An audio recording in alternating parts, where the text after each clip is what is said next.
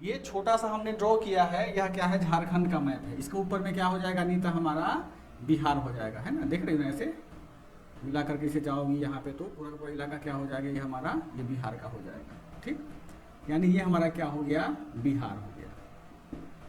अब देखो बिहार का मैप हमें यहाँ बड़ा सा बनाएंगे।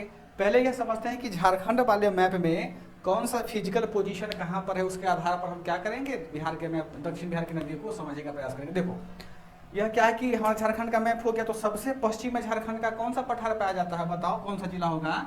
ये सारा का सारा जो इलाका होगा यह होगा पलामू का पठार, पलामू का पठार। पलामू जिला यही सबसे कोना में, मतलब क्या, औरंगाबाद जिला हमारा है बिहार का, गया जिला, उसके नीचे कौन सा ये सारा सारा इलाका होगा, बताओ तो नीता, पलामू का पठार। ठीक है, ये बीपीएससी में या अगर कोई और पीसीएस दोगे तो तुमको मिलान करने के लिए देता है कि कौन सा पठार कहाँ पर स्थित है। ठीक, अब देखो पलामू का पठार हो गया। बिहार में यहाँ पर क्या है कि नवादा जिला है, जमुई जिला है, तो यहाँ पर देखोगी यहाँ पर आएगा इलाका, यहाँ पर ये सारा का सारा इलाका क्या कहलाता है, हमारा कोडरमा घाटी, नाम सुने होइएगा आप लोग, यानी कोडरमा का क्या पठार। समझे सारे बच्चे। इधर में कौन सा हो गया रेशम, पलामू का पठार हो गया। पलामू के जैसे हम पूरब जाएंगे तो हमको क्या मिलेगा, कोडरमा घाटी मिलता है ना। देखोगे ना, जैसे कि अगर तुमको पटना से जाना होगा रांची कभी या झारखंड जाना होगा तो नवादा होकर के ही बस जाती है, कोडरमा घाटी के बीचों बीच से ही जाना होता है तुमको, तब जाके तुम रांची पहुंचोगी। तो पूरा पूरा रांची क्या है कि हाईलैंड है, अपलैंड है ना, उच्च भूमि है, तो यहाँ पर क्या पाया जाता है, कोडरमा घाटी, कोडरमा का पहाड़ पाया जाता है। यहाँ से भी नदी निकलती है, इसलिए इसको क्या किया है, मेंशन किए हैं। ठीक, अब देखो आगे यहाँ पे जिला हमारा है कौन सा, एक बांका जिला है, और इसके बगल में कौन सा जिला है, हमारा जमुई जिला है। ठीक, तो बांका जिला और जमुई जिला के नीचे के जिला पड़ता है झारखंड, उसका नाम है जसीडीह। तो यहाँ पर पाया जाता है, एक पहाड़ी है, जसीडीह थोड़ा तो ऊंचाई स्थिति पर है, यहाँ पर एक जसीडीह की पहाड़ी पाई जाती है, जसीडीह की पहाड़ी।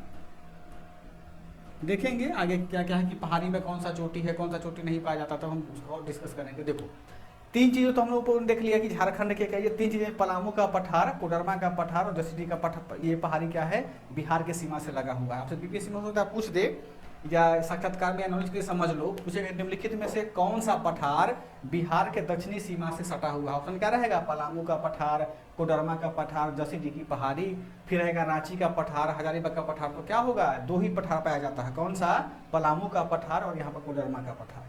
ठीक है, यहाँ देखोगी तुम लोग एक बीपीएससी हिस्ट्री में पढ़े होइएगा, संथाल विद्रोह और मुंडा विद्रोह, है ना, संथाल विद्रोह और मुंडा विद्रोह पढ़े होइएगा। तो ये दोनों जो आदिवासी जनसंख्या था, जब अंग्रेजों ने इस पर क्या किया, आक्रमण किया, क्या इसके जमीन हथिया लिया, इनका पेड़ पौधा हथिया लिया, इनका जंगल हथिया लिया, तब ये लोग कहाँ भागते हैं, राजमहल की पहाड़ी, एक शब्द पढ़ते होइएगा, है ना, राजमहल की पहाड़ी के पास में यह जाते हैं, राजमहल की पहाड़ी, है ना।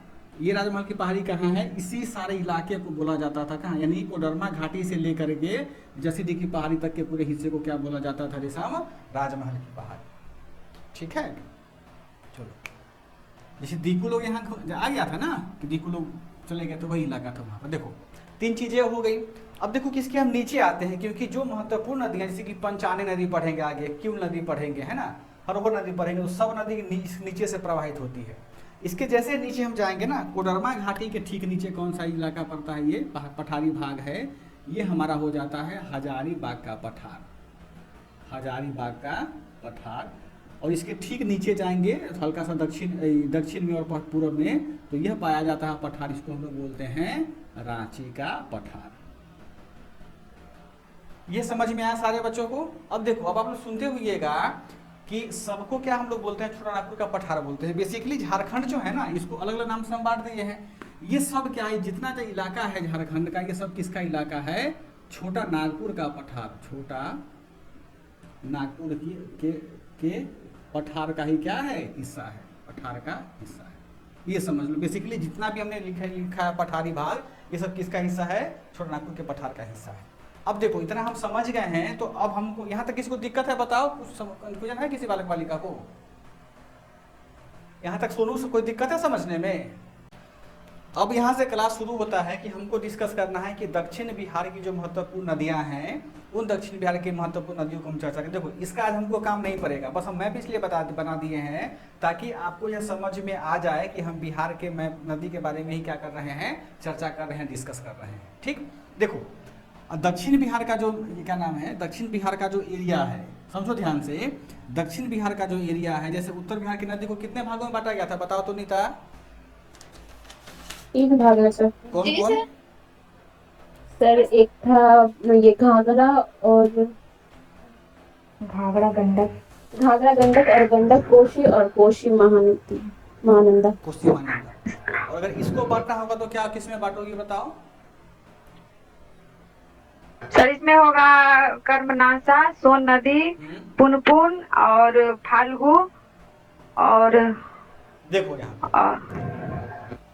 पहले समझते हैं क्या कि नदी कौन सा आता है, तब हम क्या करेंगे, चर्चा करेंगे। देखो दक्षिण बिहार की नदियों में सबसे महत्वपूर्ण नदी जो होता है उसको हम लोग किस नाम से जानते हैं, सोन नाम से जानते हैं। सोन नदी है ना जी। जब उसको हम क्लासीफाई करेंगे तब हम क्या करेंगे, आगे पढ़ने का प्रयास करेंगे कि आखिर वो नदी आखिर आया कहाँ से। देखो यहाँ से यह जो हमारा नक्शा बना है, यह नक्शा किसका है, यहाँ पर ध्यान से देखना सारे बच्चे। ये जिला हमारा हो गया कौन सा, कैमूर। हम स्मॉल में के लिखते थे, आप लोग थोड़ा सा बड़ा में लिखना, ठीक है, थोड़ा सा और बड़ा आएगा, कैमूर। ठीक, कैमूर के आगे कौन सा जिला हमारा एक होता है, जिला होता है हमारा बक्सर होता है। ठीक ठीक, ये जिला कौन सा हमारा हो जाएगा, भोजपुर। ठीक, ये सारा सा इलाका का जिला कौन सा हो जाएगा हमारा, बड़ा सा यह जिला हमारा हो जाएगा रोहतास। 4 जिले हमने इसलिए बनाया है ताकि इन 4 जिलों में आपको यह समझ में, देखो यहाँ क्या हल्का सा निकला हुआ रहता है किसका, मुंह, जिसका क्या नाम है उसका, रोहतास वाले जिले का। तो जो सोन नदी है अभी हम पढ़ेंगे। देखो सोन नदी कैसे होता है, इसका प्रवाह ऐसे जाता है बिल्कुल, यहाँ पर रोहतास जिला है, कैमूर नहीं है। यहाँ पर रोहतास में क्या करता है, ऐसे, और बिल्कुल ऐसे बॉर्डर पे होकर के ये प्रवाहित होती है। और कहाँ जाती है यह, पटना में गंगा में जाके मिल जाती है। यानी यह जो हमने लाइनिंग खींचा है आपको, यही वास्तव में क्या है ज्योति, इसी को हम लोग बोलते हैं सोन या सोन नदी। समझो ध्यान से, यह कौन सा नदी हो गया, यह सोन नदी हो गया, जो कहाँ से निकलती है भी चर्चा हम करेंगे।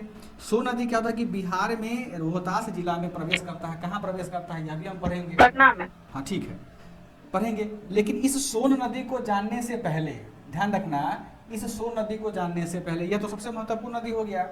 यानी यह इतना महत्वपूर्ण नदी है क्योंकि इसको, इसे 4 जिलों का जो समृद्धि है ना, किसका, रोहतास का, कैमूर का, भभुआ, ये इसका भोजपुर का और बक्सर का और पटना का, ये जो आसपास के अरवल हो गया, फिर ये तुम्हारा नीचे कौन सा जिला होगा, औरंगाबाद, ये जो जिले समृद्ध माने जाते हैं उसका सबसे बड़ा देन है सोन नदी का। कैसे समृद्ध है आगे हम चर्चा करेंगे उस पर। इस सोन नदी को जानने से पहले हमें कौन नदी को पढ़ेंगे, उस नदी का नाम है कर्मनासा नदी। क्या नाम है उसका, कर्मनासा। देखो यहाँ पर ध्यान से कि हम 2 नदी की चर्चा अभी कर रहे हैं। पहला नदी हमारा हो जाएगा कर्मनासा और दूसरा नदी हमारा हो जाएगा सोन नदी। फिर जो नदी है उसको पढ़ेंगे। यहाँ देखो कर्मनासा नदी में सबसे महत्वपूर्ण बात क्या है, इसके बारे में यह कहा जाता है कि यह कौन सा नदी है, अपशगुन वाला नदी है ना, पता नहीं ये सब फर्जी बातें सब छोड़ो उनको। कर्मनासा नदी जो है, यहाँ देखोगी कि कैमूर में हमारे पास में विंध्य श्रेणी पाया जाता है, विंध्याचल श्रेणी पाया जाता है कैमूर में। हम बताए थे ना आपको कि विंध्याचल रेंज कहाँ पे है, मध्य प्रदेश, छत्तीसगढ़ सारे इलाके में पाया जाता है, झारखंड बिहार में फैला हुआ है। उसी का कुछ चट्टानी भाग कहाँ है, हमारे कैमूर में पाया जाता है। पढ़ा था ना, विंध्यकृत की चट्टानें पाई जाती है। नीता याद है कि भूल गई? याद है सर। हाँ, जो विंध्यक्रम की चट्टानें पाई जाती हैं तो कैमूर में क्या है, विंध्याचल श्रेणी से ही क्या निकलता है, एक नदी का उद्गम होता है। उस नदी को हम लोग क्या बोलते हैं, कर्मनासा नदी बोलते हैं। यानी इस कैमूर के पहाड़ी से निकला, उत्तर प्रदेश में प्रवेश करते हुए फिर बिहार में आया और क्या करता है, अंततः अपना जाते रहता है। इसको जहाँ मिलना होता है वहाँ देख लेंगे कहाँ मिलेगा ये। समझ में आया? अब देखो यहाँ पर ये महत्वपूर्ण क्या है कि कर्मनासा नदी हो गया, यहाँ सोन नदी हो गया। तो बिहार सरकार का जल संसाधन विभाग ने क्या किया है, केवल इसी भाग को एक नाम दे दिया गया है, कर्मनासा सोन द्वाब। कर्मनासा सोन द्वाब। यानी देखो नीता, कर्मनासा नदी से लेकर के सोन नदी के बीच का जो मैदान है उसको हम लोग किस नाम से बोलते हैं, कर्मनासा सोन द्वाब। समझ में आया प्रतिमा? अब देखो एक और महत्वपूर्ण नदी है, उस नदी का नाम यहाँ पर देखोगे आगे जमुई के पास में निकलती है। उस नदी का नाम है किऊल। नाम सुने हो ना, किऊल नदी। तो यहाँ सोन नदी से लेकर के किऊल नदी के बीच का जो मैदान होता है उसको हम लोग बोलते हैं मगध का मैदान।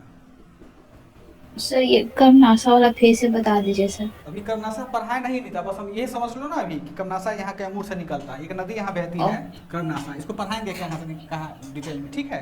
बस ये जान लो कि मैदान कितने भाग में बांटा जाता है। देखो यहाँ पर तो सोन नदी से लेकर के यहाँ जो क्यूल नदी बहती है, तो इसके बीच का जो भी मैदान होता है उसको हम लोग किस नाम से जानते हैं रेशम? मगध का मैदान, या इसी को हम लोग क्या बोलते हैं? सोन क्यूल दोआब। सोन क्यूल दोआब। समझ में आया सारे बच्चों को? देखो यहाँ आपको प्रतिमा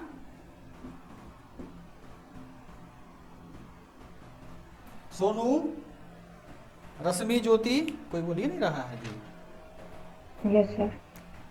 अब देखो यहाँ पर तीसरा क्या है, दो मैदान हमारे हो गए। अब एक हमारा जिला है, सबसे बदमाश जिला माना जाता है वो। आदमी तो मीठा बोलने बड़ा बदमाश होता है। जिला का नाम है बांका। धूर था ये, वहाँ का मनोज हमारा टाइपिस्ट था, बड़ा चूना लगाता था हमको। देखो ये बांका ना हो गया, ठीक। इस बांका के बीचों बीच में ना एक नदी बहती है, उस नदी का नाम है, देखो यहाँ पे छोटा सा नदी है। उस नदी को कई कई किताब में चंदन लिखा हुआ है और कहीं कहीं इसको लिखा हुआ है चांदना, है ना रेशम? चांदन, चांदन। कौन बोल रहा है ये आदमी? हम बोल रहे हैं चांदन, यहाँ पे सब चांदन ही बोलते हैं। चांदन बोलते हैं, ठीक। तो यहाँ पर क्या है कि क्यूल से लेकर के जो चांदन या चंदन या चांदना, जो भी नाम तुमको बोलना हो, उसके बीच का जो मैदान में मिलता है, देखो क्या लिखेंगे फिर हम?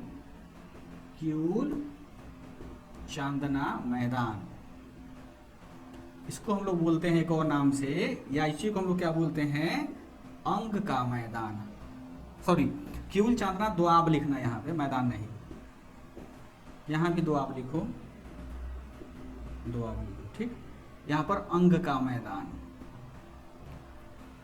ये ठीक था।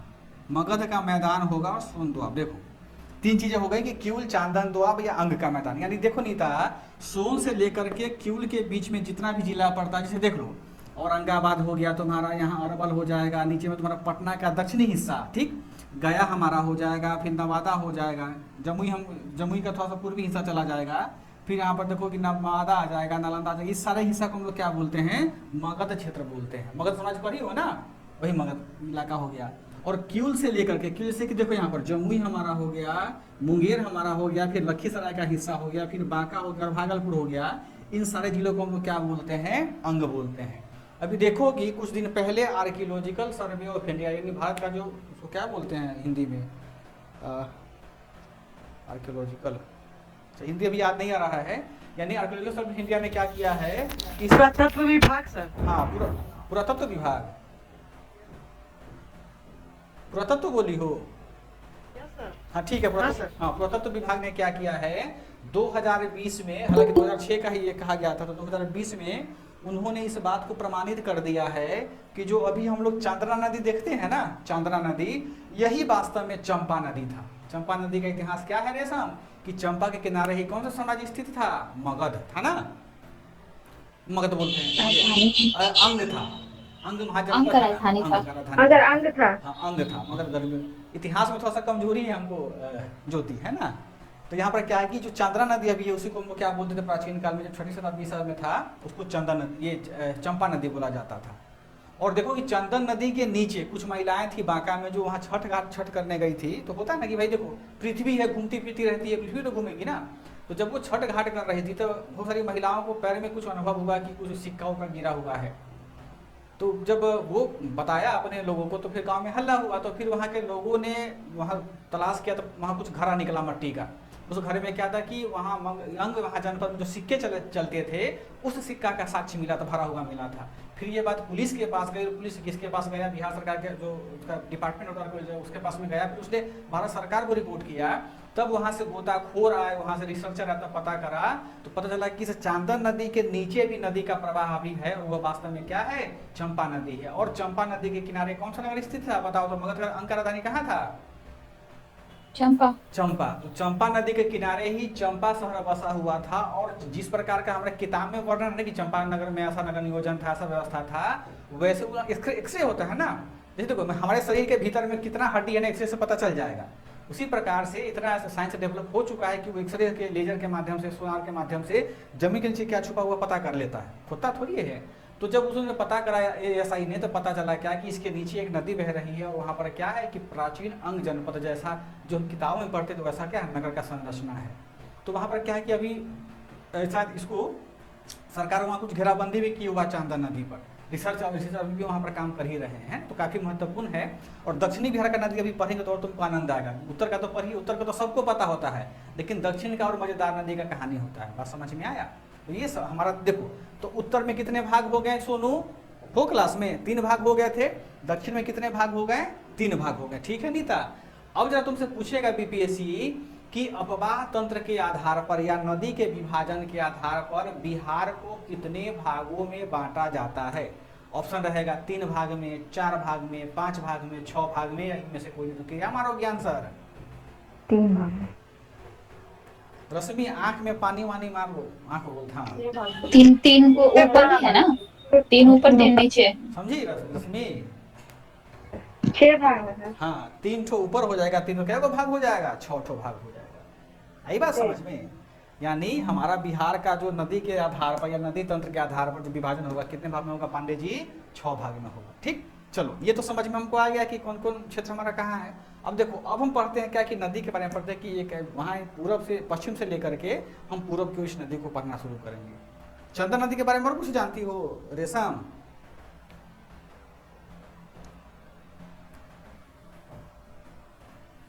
देखो, इसको हम यहाँ नहीं मिटाते हैं क्योंकि इसका हमको नीड पड़ेगा, जरूरत पड़ेगा, है ना, ताकि तुमको समझ में आ जाए थोड़ा बहुत। यहाँ लिख देते हैं, देखो लिख लो। पहला नदी हमारा कौन सा है? करमनाशा। अब देखो उद्गम, आपके पास मैप है, मैप देखो करमनाशा नदी के विषय में। करमनाशा नदी हमने क्या बताया कि कहाँ से निकलता है? यहाँ पर लिख लो उद्गम में कि कैमूर की पहाड़ी, कैमूर की पहाड़ी से। यानी ये कह लो कि यह बिहार का मतलब बिहार का ऐसा मतलब एकमात्र नदी है, एकमात्र ऐसा नदी है जो बिहार से निकलता है और उत्तर प्रदेश के लगभग 2-3 जिलों से प्रवाहित होकर होती है। ये सोचो कितना मतलब महत्वपूर्ण बात हो जाता है। यानी हमारे बिहार से निकला हुआ नदी उत्तर प्रदेश राज्य के किसानों को क्या करता है? खेती के लिए पानी उपलब्ध करवाता है। बात समझ में आया? देखो यहाँ पे नीता, हमने कहा कि कैमूर से निकला, कैमूर से निकला, तो कैमूर में क्या है? कैमूर की पहाड़ी में कोई इसको और पहाड़ी के नाम से जानते हैं, विंध्याचल की पहाड़ी। हाँ विंध्याचल की पहाड़ी। तो दोनों में से कोई भी ऑप्शन रहेगा तो क्या करना? उसको मार लेना। निकली वहां से। अब देखो यहाँ पर ध्यान से, यहाँ से निकलता है क्या? विंध्याचल पहाड़ी से। तो यहाँ पर देखोगी ना कि निकलने के क्रम, मेरे पास कोई दूसरा इंक भी नहीं है ताकि दिखा पाए दूसरे कलर से, समझ लो। कैमूर से निकला, कैमूर से निकला कि तो यहाँ पर क्या है कि अब उत्तर प्रदेश यहाँ शुरू हो जाता है। ठीक, देखो यहाँ पर उत्तर प्रदेश का एक जिला, उस जिला का नाम है सोनभद्र, सोनभद्र जिला। ठीक, यानी उत्तर प्रदेश में बिहार से निकला, उत्तर प्रदेश के सोनभद्र जिला में पहुंचा रेशम। फिर सोनभद्र से जैसे हम आगे बढ़ेंगे तो एक और जिला पड़ता है, उस जिला का नाम है, यहाँ से जैसे घूमेंगे आगे, यहाँ जिला का नाम है चंदौली, चंदौली। ठीक, इसके ऊपर हम अगर और जाते हैं तो एक हमारा एक और जिला है, उस जिला का नाम है वाराणसी, वाराणसी, जिसको कि बनारस बोलते हैं। ठीक है, वाराणसी। इसके आगे और जाते हैं तो एक और महत्वपूर्ण जिला है हमारा, कौन सा? देखो आगे बक्सर के पास में देखोगी, इस जिला का नाम है गाजीपुर। फिर गाजीपुर से क्या होता है? यह नदी जो गंगा यहाँ नदी आई हुई है, तो गंगा नदी चूंकि यहाँ तो उठान रहेगा ना, तो क्या करता है कि यहाँ पर नहीं मिलता है ना, यह फिर वापस कहाँ आती है? बक्सर में आती है। और बक्सर में चौसा के पास यह नदी किस में मिल जाती है? गंगा में मिल जाती है। समझ में आया नीता? रेशम, रागनी, रागनी तो नहीं है, रश्मि। देखो कहाँ से निकला? बिहार से निकला, उत्तर प्रदेश के कितना जिला से होकर के बहेगा बताओ तो? अगर तुमसे पूछे कि क्या नाम है उसका, करमनाशा नदी उत्तर प्रदेश के कितने जिलों से होकर बहती है, तो क्या बताओगी? 2। रेशम आज भांग खाई हुई है, शंकर जी भांग नहीं खिलाते हैं, नहीं रेशम? कल नवरात्रि था ना, तो कल इसका पूजा पाठ हुआ होगा, तो दिया था पूजा प्रसाद खाने के लिए जी। हम क्या बोले हैं? सोनभद्र एक जिला हुआ, वाराणसी दूसरा जिला हुआ, गाजीपुर एक और जिला नाम बताए हैं ना, चंदौली नहीं। सर इसको फिर से बता दीजिए तो, कौन कौन सा जिला बताया नीचे से? फिर से बताते हैं। करमनाशा नदी कैमूर की पहाड़ी से निकला, सोनभद्र जिला में जाता है, फिर उसके बाद चंदौली में पहुंचता, चंदौली के बाद वाराणसी, फिर उसके बाद गाजीपुर होते हुए बक्सर में चौसा के पास गंगा में मिल जाता है। तो कितना जिला हो गया रेशम? 4 जिला हुआ ना, सोनभद्र, चंदौली, झांसी। वाराणसी और गाजीपुर, है ना। आई बात समझ में। अब तुमसे पूछेगा कि ये बताओ कि गंगा, ये क्या नाम है कि चौसा क्यों महत्वपूर्ण है। चौसा ऑप्शन रहेगा तुमको, निम्नलिखित में बिहार का चौसा शहर किस लिए महत्वपूर्ण है। ऑप्शन ये रहेगा तुमको कि यहाँ पर, माइक बंद कर लो जरा। पहला ऑप्शन रहेगा कि यहाँ पर गंगा नदी बिहार में प्रवेश करती है। दूसरा ऑप्शन रहता है कि यहाँ पर कर्मनासा नदी किसमें गंगा से मिलती है। तीसरा ऑप्शन रहेगा कि चौसा में युद्ध हुआ था। डी में रहेगा ABC और ई में रहेगा कोई नहीं। तो क्या आंसर मारोगी बताओ। सर होगा चौसा के पास गंगा में मिलती है कर्मनासा नदी। ये ऑप्शन बता। क्या होगा। ये जो है चौसा के पास जो ये गंगा में मिलती है, ये ना होगा। ये होगा सर, ये होगा। ज्योति, तुम्हें दिक्कत पता है क्या है ज्योति, कि तुम मतलब ये पेशेंस नहीं तुम्हारे पास में। पेशेंस से सुनो, हमने पूछा है कि बिहार का चौसा शहर निम्नलिखित में से किस लिए प्रसिद्ध है या किस लिए जाना जाता है। ठीक है, पहला ऑप्शन है ऑप्शन नंबर 1 कि यहाँ पर गंगा नदी बिहार में प्रवेश करती है। बी ऑप्शन है कि यहाँ पर कर्मनासा नदी गंगा में मिलती है। सी ऑप्शन है कि यहाँ पर ऐतिहासिक युद्ध हुआ था। डी ऑप्शन है ABC और ई ऑप्शन है इनमें से कोई नहीं, इनमें से एक से अधिक।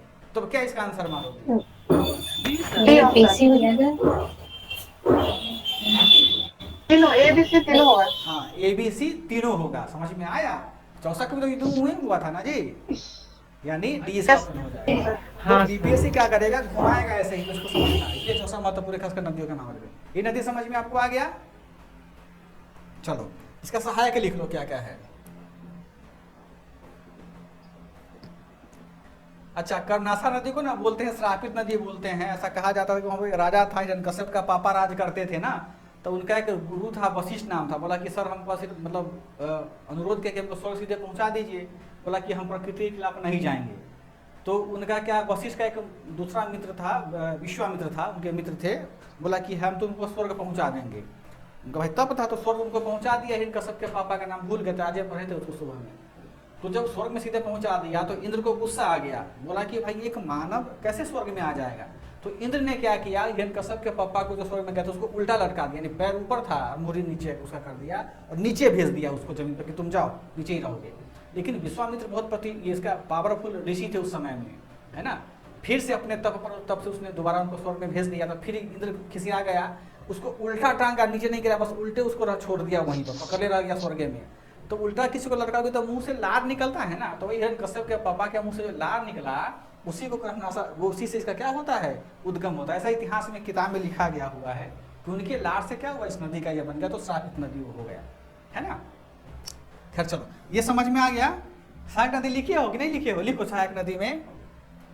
पहले बायां का लिख लो फिर दाएं का लिखेंगे। लिखो चंद्रप्रभा, चंद्रप्रभा, दुर्गावती, दुर्गावती, और तीसरा है करुनटी, करुनटी। तुमको समझ में आ रहा है श्रेषी, करुनटी, श्रेषी। बाया दाया में लिख लो। तुमको ऋतुराज, यस सर। दाया में लिख लीजिए। एक और नदी है नादी, नादी, नादी में जो गाय गोरू खाता है ना, नादी।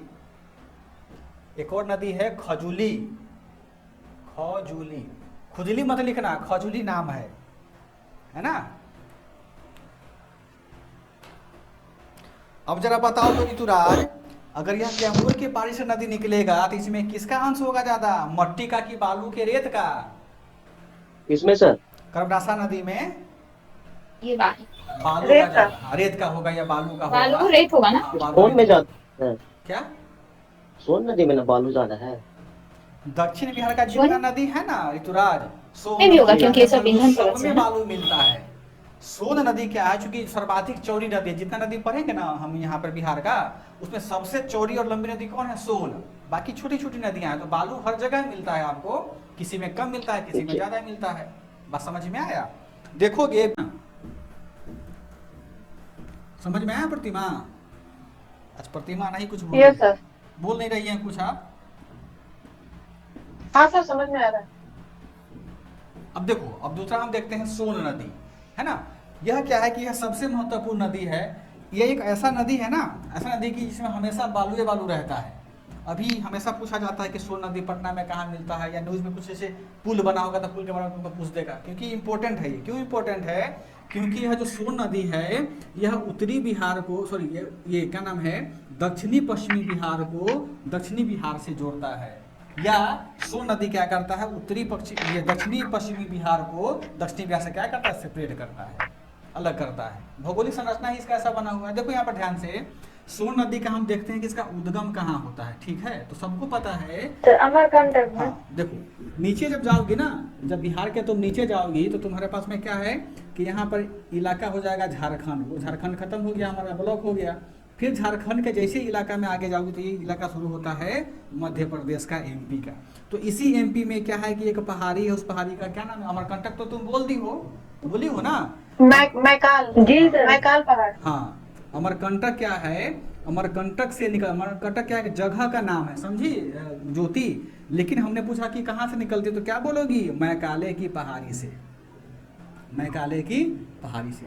तो मैकाले की पहाड़ी में अमरकंटक नाम का एक जगह है, समझी नीता। वहीं से क्या होता है, इस नदी का निकलता अपना बहते हुए फिर यहाँ पर कहाँ आती है, जाकर के वह नदी में मिल जाती है। अब देखो कि सोन एकमात्र ऐसा नदी है पूरे हिंदुस्तान में जिसको कि नर्मदा नदी का उत्तर वाहिनी नदी कहा जाता है। नर्मदा नदी का उत्तर वाहिनी क्यों कहा जाता है? देखो ध्यान से, आपको पता है कि नर्मदा नदी और तापी नदी है ना, नर्मदा और तापी दो ऐसी नदियां हैं हिंदुस्तान का जो कहाँ से निकलता है, जो निकलता है अमरकंटक से निकलता है ना प्रतिमा। लेकिन यह दोनों नदी तापी और जो नर्मदा नदी है यह कहाँ गिरता है, अरब सागर में गिरता है ना, यानी यह पश्चिम की ओर बहती है। और यह नदी कहाँ बहता है, सोन नदी हमारा उत्तर की ओर बहता है। तो देखो कि यहाँ पर मैप यहाँ देख लो, यह जो हमारा क्या है मैकाले की पहाड़ी है, तो यहीं से क्या होता है कि नदी का स्रोत निकला, तो यहीं से क्या होता है कि दो धारा में बढ़ जाता है। तो एक धारा उत्तर की ओर चला जाता है तो यही कहलाता है हमारा सोन, और ये जाता इधर चलाता है पश्चिम, तो इसको क्या बोलते हैं, नर्मदा। यानी उसका मार्ग एक ही होता, लेकिन जब अमरकंटक से बाहर निकलने के बाद में वह क्या होता है, सेपरेट हो जाता है। उत्तर की ओर जाने वाली नदी को क्या बोलते हैं, सोन, इसको बोलते हैं नर्मदा। आई बात समझ में? इसीलिए तुमसे पूछता है कि निम्नलिखित में से बिहार की कौन सी नदी को नर्मदा का उत्तर वाहिनी नदी कहा जाता है या उत्तर वाहिनी अंग है, तो क्या बताओगी, केवल सोन, है ना। क्योंकि नदी एक निकला कहाँ, एक चला गया पश्चिम की ओर, एक चला गया उत्तर की ओर। समझी नहीं था? सब किताब में नहीं दिया हुआ, मैपिंग काम करोगी ना, मैपिंग पता चलेगा। अब देखो यहाँ ध्यान से, यानी उद्गम इसका कहाँ पर हो गया हमारा, मैकाले की पहाड़ी के अमरकंटक नामक स्थान से। मैकाले की पहाड़ी से, फ्रेसी क्लास में हो तुम, अमरकंटक के स्थान से, ठीक। अब यहाँ पर हम समझो ध्यान से, किस ये क्या नाम है उसका, इस सोन नदी को एक और अन्य नाम से जाना जाता है, इसका अदर नाम भी है। क्या नाम है बता कोई आदमी? सर हिरण्यव्याह है। हिरण्यव्याह, अच्छा ब्याह का नाम याद आता है तुमको, सीजन शुरू हो गया ब्याह का, नहीं हिरण्यवाह नदी बोलते हैं उसको, क्या बोलते हैं, हिरण्यवाह और सोनभद्र। हाँ, हिरण्यवाह, और एक और नाम से इसको बोलते हैं सोनभद्र। ये हो गया। अब हमसे पूछता है कि सोन नदी हमारे बिहार के कितने जिलों से होकर के बहता है, तो बताओ तो कितना जिला है? उस जिलों की संख्या है 5। गंगा कितना से बहता था रेशम, 12 से या 13 से? 12 से सर। 12 से। सोन कितना से बहा? 12 से 5। 12 से 5। ये कौन सिनेमा का शूटिंग है? सोन कितना में बहा? 5 जिलों से। कौन कौन? देखो यहाँ, देखो यहाँ कौन सा जिला होगा नीता? रोहतास, बोलो रोहतास। ये कौन सा जिला हमारा हो जाएगा? भोजपुर, है ना। रोहतास हो गया, यहाँ पर भोजपुर हो गया, और यहाँ पर कौन सा जिला एक आता है? पटना, है ना।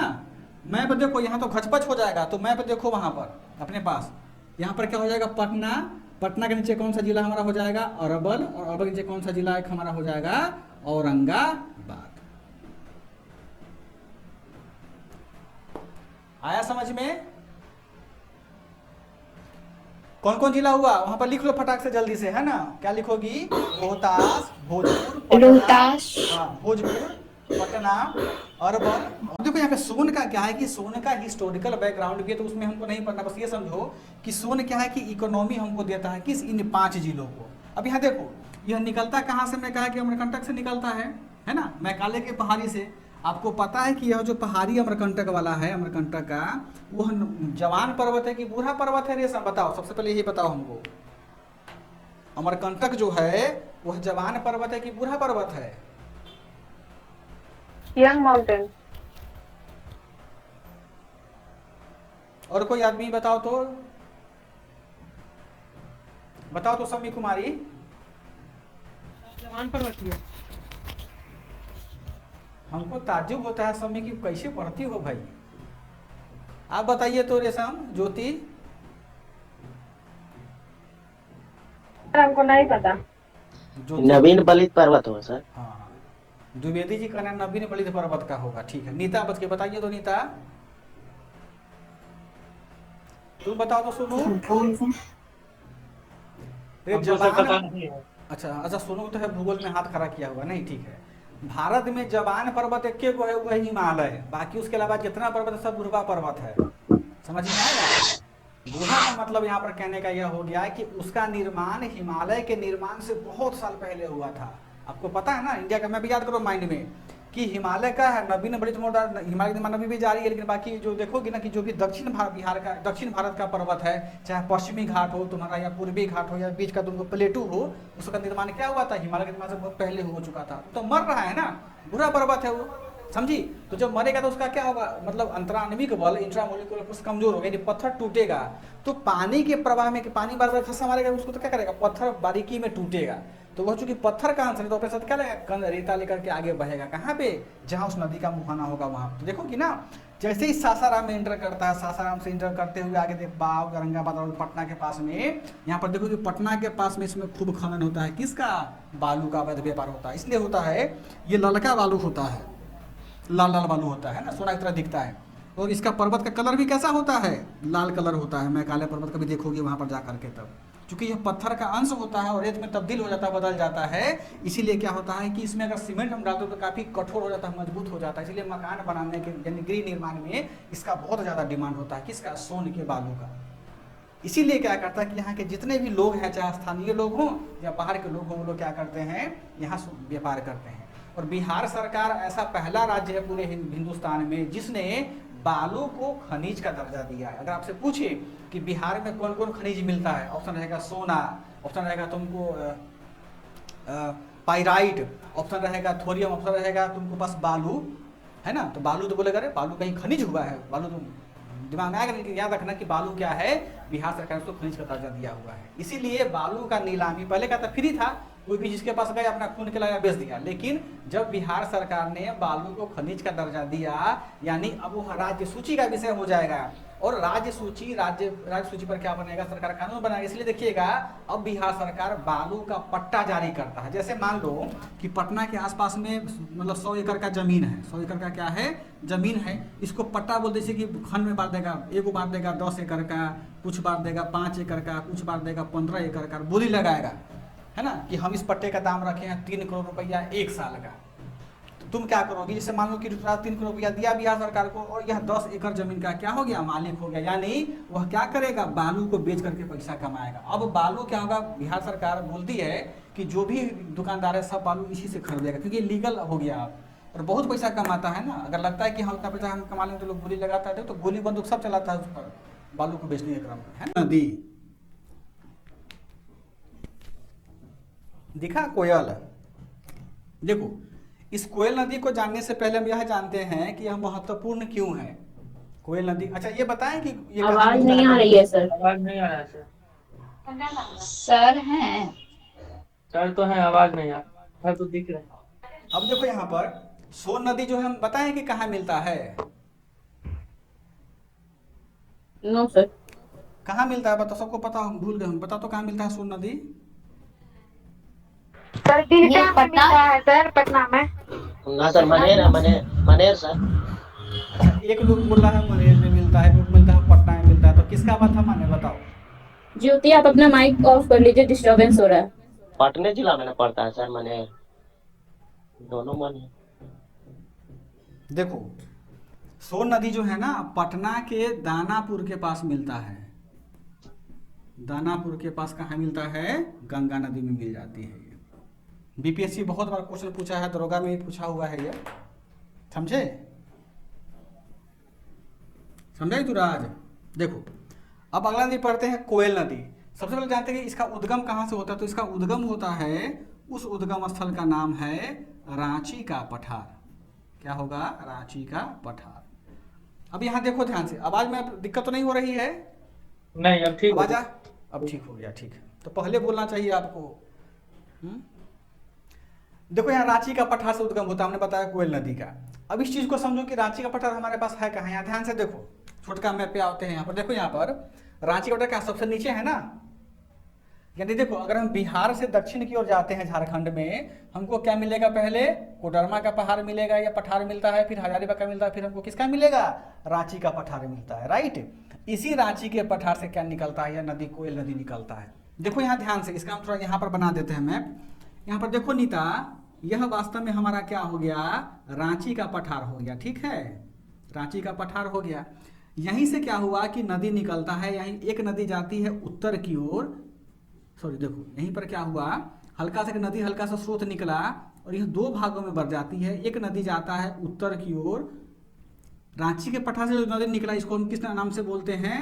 कोयल नदी के नाम से बोलते हैं। और यह आगे जाकर के रांची के पठार में ही क्या करता है? गौज बनाते हुए, और तो गहरा होता है। तो एक क्या होता है, एक नदी उत्तर की ओर जाती है, इसको हम लोग क्या बोलते हैं? उत्तरी कोयल। और एक नदी दक्षिण की ओर प्रवाहित होती है, इसको हम लोग क्या बोलते हैं? दक्षिणी कोयल। समझे प्रतिमा?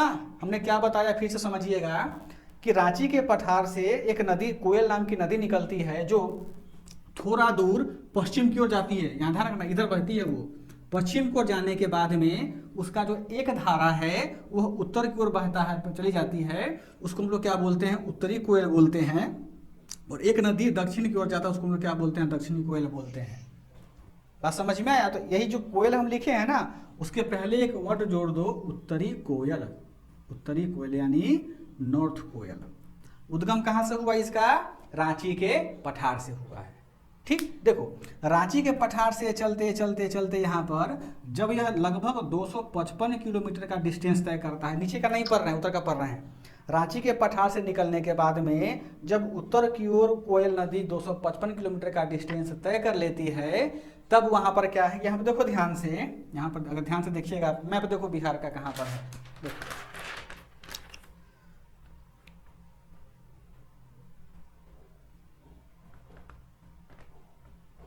इसमें कोयल नदी कहीं मिला है आपको मैप में? बता कोई आदमी।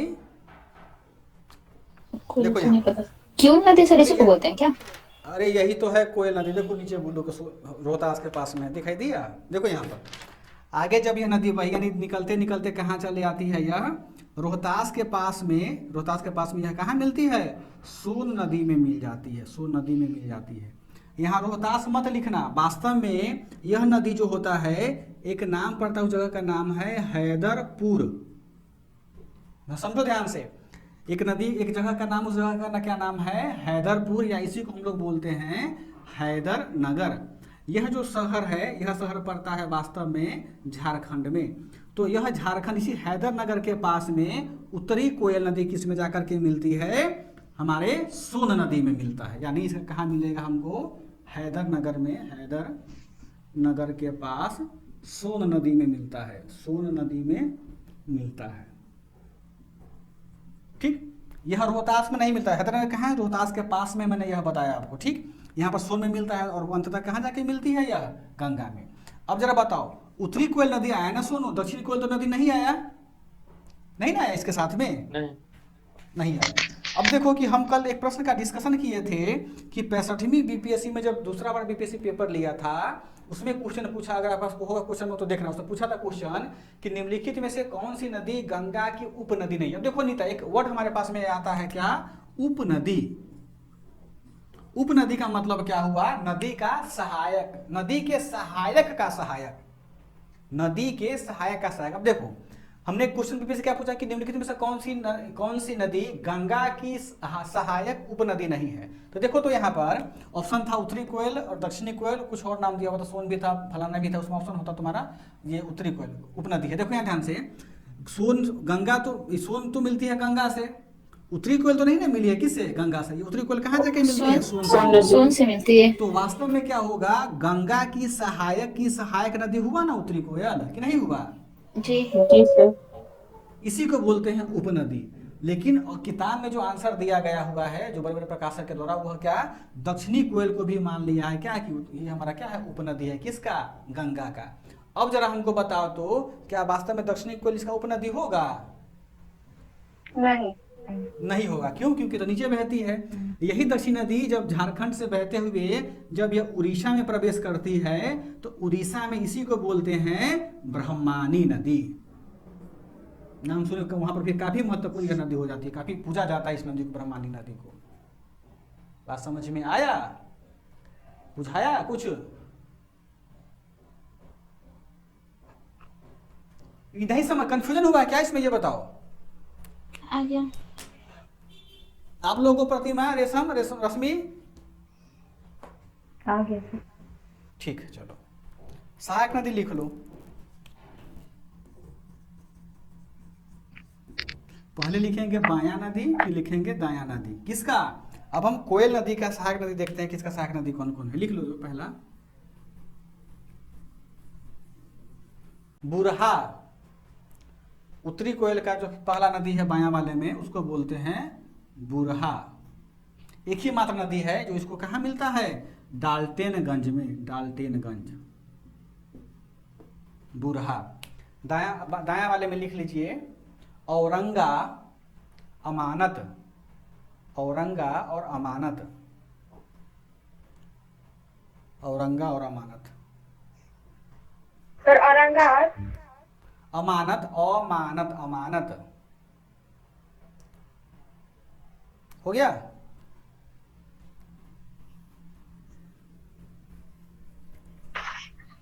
दो ही नदी है इसका। सर इसका जो ये सहायक नदी है सर, हाँ तो ये बिहार में तो नहीं मिलती होगी ना, ये तो बिहार से पहले ही मिलती होगी। हाँ, बिहार से पहले ही मिलती है इसमें, इसलिए तो आज तक नहीं पूछा कि सहायक नदी कौन है।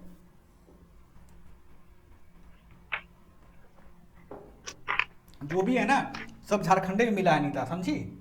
डाल्टनगंज के आसपास मिल गया, काम खत्म इसका हो जाता है। ठीक, आगे एक और महत्वपूर्ण नदी आता है पुनपुन। पुनपुन तो जानते होइएगा आप लोग सब।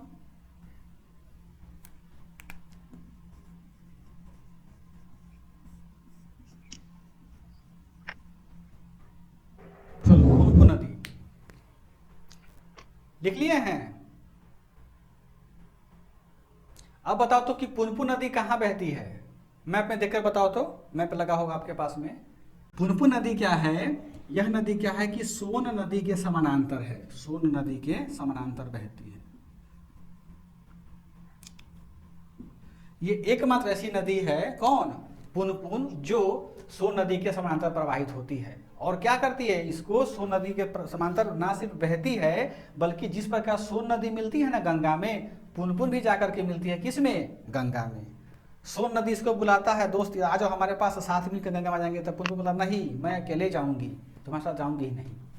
और हिंदुस्तान में फल्गु नदी का, पुनपुन नदी को काफी पवित्र नदी माना जाता है। फल्गु नदी को भी काफी पवित्र नदी माना जाता है, कुछ इसका हिस्टोरिकल है, उनका बैकग्राउंड वैसा। चलो अब देखते हैं कि पुनपुन नदी का जो ओरिजिन होता है, यानी उद्गम होता है, वह उद्गम कहाँ होता है ना। देखो अब पुनपुन नदी का उद्गम कहाँ पर होगा, यहाँ समझो। यहाँ पर देखो, हमने लिखा था ना पलामू का पठार, लिखा है ना। तो यहीं पर देखिएगा, पलामू के पठार में एक चोरहा घाटी है। चोरहा मतलब बिहार झारखंड का नाम कुछ अजब होता है ना। चोरहा घाटी, यह घाटी कहाँ पाया जाता है, प्रतिमा, पलामू के पठार में, पलामू के पठार में। तो पलामू के पठार में स्थित चोरहा घाटी से यह क्या करता है, इस नदी का क्या होता है, उद्गम होता है। ठीक है, इस नदी का उद्गम हुआ और सबसे पहले यह कहाँ प्रवेश करेगा, बताओ तो, किस जिला में, पलामू से निकल करके कौन जिला में यहाँ पर मिलेगा, इसको बताओ तो, औरंगाबाद। हाँ, यानी पुनपुन क्या होता है, औरंगाबाद में इंटर करता है, औरंगाबाद में इसका प्रवेश होता है। अब देखोगी, औरंगाबाद में प्रवेश करने के साथ में ये कहाँ बहेगा, अरवल बहते हुए फिर कहाँ जाता है, पटना में जाता है, और अंत में कहाँ जाता है, जाकर के मिलता है, गंगा में। बीपीएससी कुछ गंगा में। गंगा अरे गंगा गंगा में कौन सा जगह फतुहा? गंगा में मिलती हाँ, फतुहा के फतुहा के पास। समीप। हाँ, यह नदी कहाँ मिलता है रेशम? गंगा में जाकर के मिल जाती है। समझो ध्यान से नीता, पुनपुन नदी क्या हो गया? यहाँ पलामू के पठार पर स्थित चोरहा घाटी से निकला और बिहार के कहाँ? औरंगाबाद जिला में प्रवेश किया। औरंगाबाद जिला से आगे कहाँ बहेगा यह? अरवल होते हुए पटना जाते हुए, पटना के पास में जो फतुहा जिला है, उसे जिला बोलते हैं, फतुहा शहर है, उस फतुहा के पास में यह गंगा में जाकर के समाहित हो जाती है। यानी हमारे बिहार में पुनपुन नदी 3 जिलों से बहता है। वहाँ सुधार कर लो रेशम, बिहार नंबर वाली किताब में क्या क्या होगा? औरंगाबाद होगा, अरवल होगा और हमारा फतुहा होगा। क्लियर है? तो हम अपडेट करवाना दिए रेशम। चलो आगे चले। अच्छा, इसका ये लिख लो पहले, बायां वाला दायां वाला लिख लीजिए, बायां तट का और दायां तट का। आज रेशम कम बोल रही है, तो बास की हो क्या रेशम? लिखो बायां वाला में लिख लो पहले, बताने। क्या बोले? लिख देते हैं बताने। नदी का नाम है नीता, समझी? फिर दूसरा नदी आता है दरधा। बताने, दरधा। एक और महत्वपूर्ण नदी है, उस नदी का नाम है मादर। मादर बायां का नदी का हो गया। दायां में लिख लो मोरहर। दायां में एक ही नदी मिलती है इसका, उसका नाम क्या है? मोरहर। देखो एक बार बीपीएससी ने क्वेश्चन पूछा था कि तेल नदी किसकी सहायक नदी है ना? तेल महानदी का था ना, उड़ीसा में बहती है वो। तो कई बार बीपीएससी हो सकता है कुछ नाम ऐसा दे दे, बताने, जताने, मादर, दरधा, फादर, अब बोलेगा इनमें किसका सहायक नदी है। तो इसलिए समझिए रेशम, इसको स्टडी करना है, 2 बार 3 बार पढ़ोगे याद हो जाएगा। राम रेखा नदी भी होगा इसका सहायक नदी क्या? हाँ, राम रेखा भी है। राम रेखा नया से आकर के मिलता है राम रेखा जी। ठीक है, आगे चलें। देखो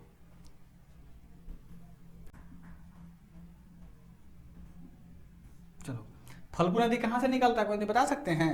हाँ सर, छोटा नागपुर के पठार से। हजारीबाग के पठार। और कोई आदमी?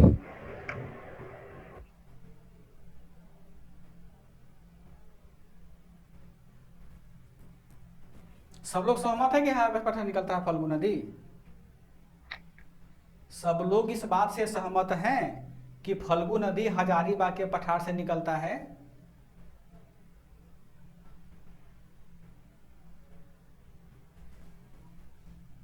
देखो यहाँ ध्यान से सुधार लो रश्मि। सर आपके बुक में तो यही लिखा है, हम यही पढ़े थे, यही आता है, बोल दिए। यार तुम हमारे किताब में घिर गई हुई हो एकदम। चलो तो सर जो बुक आएगा वही ना पढ़ेंगे। अब आप ही तो बोले क्या बुक पढ़ा करो। अच्छा किया। छोटा नागपुर के बहुत पठार से सारा जो है निकलती ना सर गलती है फल्गु नदी। सर, क्या है? छोटा नागपुर आपके के बुक में पठार से बहुत सारा निकलती है गलती फल्गु है। नदी। हम आदमी ये गलत हैं कि इसलिए किताबों गलत लिखा गया, समझी? चलो देखो क्या बोले हो सोनी, बता दो फल्गु नदी के बारे में। छोटा नागपुर के पठार से निकलती है। निकलती है, ठीक। देखो वास्तव में सरकार इसको मानती है क्या कि फल्गु नदी का जो उद्गम होता है वह छोटा नागपुर के पठार से होता है। यही नहीं कहना चाह रहे हैं आप लोग? हाँ सर। सॉरी, हजारीबाग के पठार से होता है। हमारे किताब में क्या लिखा है? लिखा हुआ है नीता, ये रेशम, हमारी किताब में क्या लिखा है? छोटा नागपुर लिखा है कि हजारीबाग लिखा हुआ है? बोल नहीं रही हो। हजारीबाग लिखा है सर। लिखा है, ठीक है। देखो फल्गु नदी का जो उद्गम होता है, सरकार मानती है कि इसका उद्गम होता है हजारीबाग के पठार से। ठीक है, हर किताब में लिखा गया हुआ है।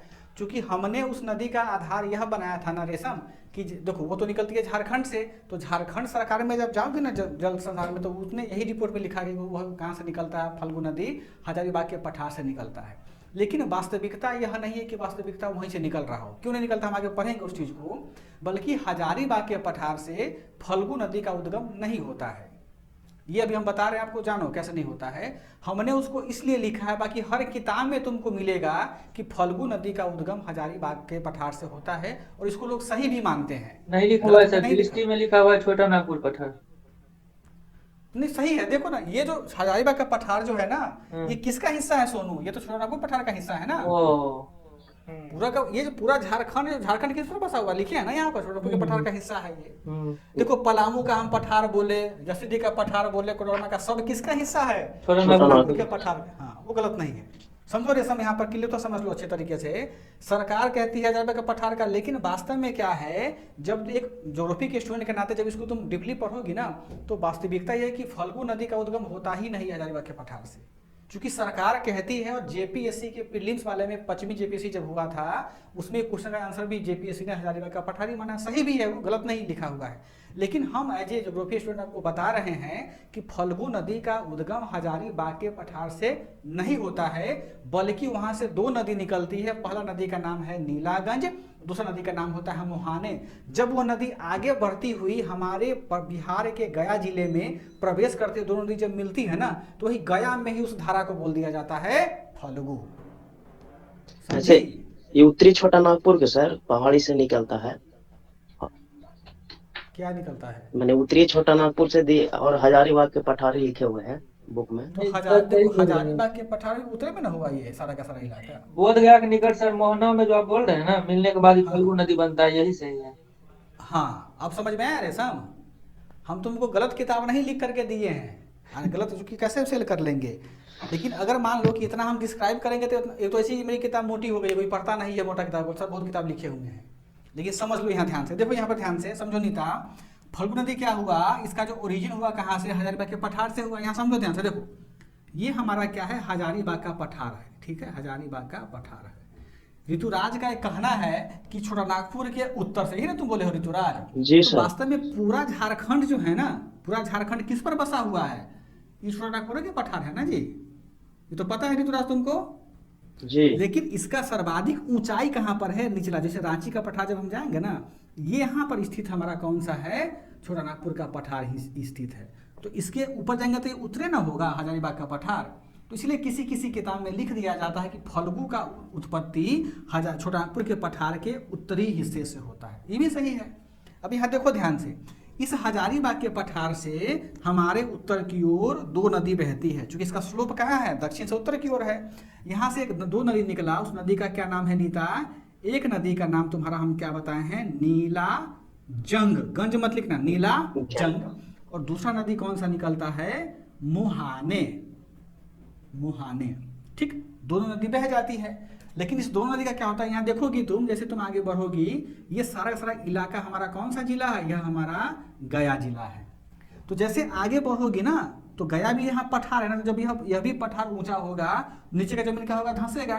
तो इसको एक संकरा रास्ता मिल जाता है। तो गया में एक जगह है, देखो गया में एक जगह है, उस जगह का नाम है मोहना, मोहना। तो इसी मोहना में क्या होता है, यह नीला जंग और मुहाने नदी जब मिलती है, संगम होता है इनका, और यहाँ से फिर ये एक ही धारा में बहता है। अभी तो क्या 2 धारा बहा ना नीता, लेकिन मोहना के पास में एक धारा जब बहता है, तब इसी को हम लोग क्या बोलते हैं? फल्गु बोलते हैं। क्लियर हुआ सारे बच्चों को कि अभी भी कोई दिक्कत शंका है? ये बताओ रेशम राज, क्लियर हो गया अब आपको? जी सर। आपको प्रतिमा, सम्मी, रेशम, रश्मि, यस ठीक? यस। यानी देखो बीपीएससी पूछेगा तो तुम छोटा नागपुर का पठार मारना या हजारीबाग का पठार मारना दोनों सही है, लेकिन यह जान लो कि वास्तविकता में क्या है कि फल्गु नदी का कोई एक स्ट्रीम नहीं है, वो क्या 2 स्ट्रीम से निकला नदी बन गया, फल्गु नदी बन गया। अब फल्गु नदी क्या है कि इतना अपने उसको पता है कि सीजनल नदी है, हमेशा तो पानी रहता नहीं है। जब यह गया के बीचों बीच होकर के बहता है फल्गु नदी, गया में अपना बहा, उत्तर की ओर जब जाता है ना, तो गया में पठार सब है, यह बहुत प्रकार के शाखाओं में बढ़ जाता है, विभिन्न प्रकार के शाखाओं में बढ़ जाता है। यानी क्या, थोड़ा दूर तो यह फल्गु नदी में चलता है, फिर उसके बाद में पता चलेगा कि फल्गु नदी कहाँ पर चला गया। नहीं बोलते हैं कि फल्गु नदी पानी जमीन में बिला आ गया, बिलाना वर्ड समझते होइएगा आप लोग, गायब हो गया। फल्गु कहीं गिरता नहीं ना किसी नदी में, समझे नहीं? तो क्या करता है, इस गया के मैदान में ही क्या होता है, यह नदी विलोपित हो जाती है, यानी अनेक धाराओं में बढ़ने के साथ में। पहले क्या था ना कि लगभग आज से 5-6 साल पहले फल्गु में पानी रहता था, लेकिन अब जब पिंडदान करने कोई जाता है तो देखिएगा वहाँ खाली रेत है, तुमको नदी मिलबे नहीं करेगा। लेकिन जब तुम उसको हाथ से हटाओगे ना, तो नीचे तुमको पानी मिलेगा, उसी पानी से लोग ऐसे चूल्हा में रख के लोग नहाते हैं, तो लगता है कि फल्गु में स्नान कर लिए और पिंडदान कर दिए पापा मम्मी के नाम पे या दादाजी के नाम पे, पानी तुमको मिलबे नहीं करेगा। आई बात समझ में? क्योंकि खत्म हो जाता है। तो फल्गु नदी गंगा में मिला नहीं था, नहीं मिला। फल्गु नदी किसी नदी में मिला, नहीं मिला, यानी वो क्या होता है, गया के जमीन में ही विलोपित हो जाती है, मिला जाती है, गायब हो जाती है। कब? जब यह अनेक शाखाओं में विभक्त होती है, तब उसके बाद में। आई बात समझ में? अब देखो यह जो अनेक शाखाओं में बढ़ती है ना, इसका कोई सहायक नदी नहीं है फल्गु का, ध्यान रखना। अनेक शाखाओं में जब बढ़ती है ना, तो कहीं कहीं एक नहर जैसा रास्ता निकला हुआ, उसमें से पानी बहता रहता है, काफी साफ पानी रहता है, उसमें से कुछ नदी सोता होता है, छोटी नदी, उसका नाम है सोना। सोना छोटा सा नदी समझ लो। फिर होता है कतार, इसी में बन गया कतार। लिख लो, 2-3 नाम है वो महत्वपूर्ण है, सोना, कतार, मैथन, धोबा, मैथन, धोबा, महताइन, महताइन। ये क्या है वास्तव में, किसका विंग है? यह फल्गु नदी का विंग है। समझ में आया? मिटाएं इसको। अरे सर एक चीज बताइए, लिखा हुआ है लोकायन है फल्गु का सहायक नदी। लोकायन कोई नदी है जो फल्गु का सहायक नदी? हाँ हाँ होगा, लोकायन नदी होगा, यहाँ पे हमने नहीं पर स्टडी किया हुआ है इसको। Okay sir. छोटा सा नदी कोई होगा लोकायन, लिख लीजिए, अगर आपको याद है तो उसको मान लीजिए। चलो समझ में आया फल्गु नदी? देखो अब देखो, जब ये दोनों चीज पढ़ लोगे ना, उत्तर दक्षिण बिहार नदी का, तो बिहार लगेगा कि नहीं, बिहार अब सही में बढ़िया जगह है हमारा, है ना। एक और नदी आता है हमारा ढाढर। थोड़ा सा ये बोर्डिंग चैप्टर है, लेकिन क्या करोगे, पढ़ लोगे तो जिंदगी में बहुत तुमको काम देगा, है ना। ढाढर नदी, ढाढर आपको कहाँ मिलेगा? यहाँ देखिए, गया दिखाई दे रहा है, देखिए गया में जगह है गुरपा, हाँ, नवादा और गया के बीच में जगह छोटा मिलेगा तुमको गुरपा। इसी गुरपा के पास में यह क्या मिलता है? ढाढर नदी प्रवाहित होती है ना। देखो इसका उद्गम कहाँ से होता है? इसका भी उद्गम होता है हजारीबाग के पठार से, यानी जहाँ से किसका ना उद्गम होता था? फल्गु, ये क्या नाम है, नीला जंग का और मुहाने का, वहीं से किसका, देखो यहीं से किसका उद्गम होता है? ढाढर नदी का। ढाढर नदी का क्या होता है? उद्गम होता है। आगे बहती है, आगे बहती हुई क्या होती है कि फिर ये नदी कहाँ मिलती है? गया में प्रवेश करती है। कहाँ पर? बिहार राज्य में। और आगे बहती हुई यहाँ पर देखोगी, यहाँ पर तुमको एक जगह नदी मिलेगा, छोटा सा एक सोता है, जैसे कि यह इसका सोता निकलता है ना, इसी का सोता निकल के ज़्यादा मोहना, उसको बोलते हैं मोहना नदी, मनोहर या मोहना कुछ उसको नाम बोलते हैं, मुहाने, सॉरी हाँ ये मुहाने है ना, इसी मुहाने नदी का इसका सोता मिलता है आगे में। अब देखो यहाँ पे एक मुहाने तो यहाँ पर मिल जाता था, किसमें? नीला मोहना के पास में, जो जहाँ से नीलागंज में तो फल्गु बन गया, इसे एक सोता आगे बहता चला जाता है, जो कहाँ मिलता है? मोकामा के टाल में जाकर के मिल लेता है। ये काफ़ी महत्वपूर्ण, हम बताना भूल गए थे आपको, हम तो ध्यान से। हजारीबाग के पठार से मोहाने नदी जब निकलता है, नीलाजंग निकला, तो यह दोनों कहाँ मिला? गया के पास में, मोहना के पास में मिलता है, और क्या बनता है? फल्गु नदी बनता है। लेकिन इस मोहाने का छोटा सा धारा वह आगे बहती हुई कहाँ चली जाती है? मोकामा के टाल, कहाँ? पटना में, वहाँ जाके विलीन हो जाती है। तो जो ढाढर नदी है ना, ये भी क्या किया? आगे घूमते घामते गया में प्रवेश किया, आगे बहा, और अंत में क्या होता है? इस मुहाने नदी में ही जाकर के मोकामा के टाल में यह मिल जाता है। गंगा में नहीं मिलता है, कहाँ मिलता है? यह मुहाने नदी में। यानी इस प्रकार से हम क्या देखते हैं? इस मुहाने का दाहिने हाथ का सहायक नदी क्या हो जाता है? हमारा ढाढर नदी हो जाता है। बात समझ में आया? यह महत्वपूर्ण इसलिए है क्योंकि ढाढर में हमारे बिहार का 3 महत्वपूर्ण जिला बसता है। उस जिला का नाम है, देखो यहाँ पर पहला जिला का नाम हो जाएगा तुम्हारा गया, दूसरा का नाम हो जाएगा नालंदा, और तीसरा जिला का नाम हो जाएगा पटना। तो कई बार तुमसे पूछ देगा कि पटना के पास कौन कौन से नदी बहता है, रहेगा मुहाने, रहेगा ढाढर, रहेगा नीलाजंग, रहेगा या कुछ और रहेगा। तो मुहाने पता रहेगा तब ना उसमें मारोगी, ढाढर पता रहेगा तब ना उसको मारोगी, है ना, क्योंकि पटना में बहता है। और अंततः क्या होता है? यह मोकामा के टाल में विलीन, गंगा में नहीं मिलता है, बल्कि मोकामा के टाल में ही समाप्त हो जाता है। और जब बाढ़ का पानी आता है वहाँ पर मोकामा के टाल में, तो इसमें भी क्या होता है? इसमें भी पानी का प्रवाह बहुत ज़्यादा होता चला जाता है। तो बिहार सरकार, तो नवादा भी टच करता है क्या? क्या हुआ? तो ये ढाढर रिवर नवादा भी टच करता है क्या? नहीं, नालंदा से ही बहता, नवादा में नहीं जाती है ये। तो आपको मैप मिला है में तो क्या? थोड़ा सा दिख रहा है। तीन कौन कौन बताए सर? तीन शहर कौन सा बताए? वहाँ हिसुआ से थोड़ा ऊपर होते हुए फिर नालंदा में एंटर किया। हाँ बात तो सही कह रही हैं, लिख लो, पढ़ता वहाँ इन करता है, सही बात बोल रही, नवादा में मिल जाएगा ये।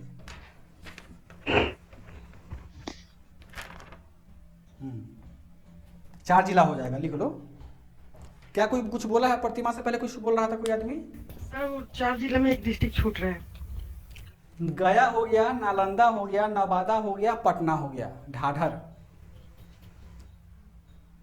ठीक है। चलो अब लिख लो आगे पंचाने। अब जिंदगी में ना बिहार का नदी कभी नहीं भूलोगे तुम आप लोग।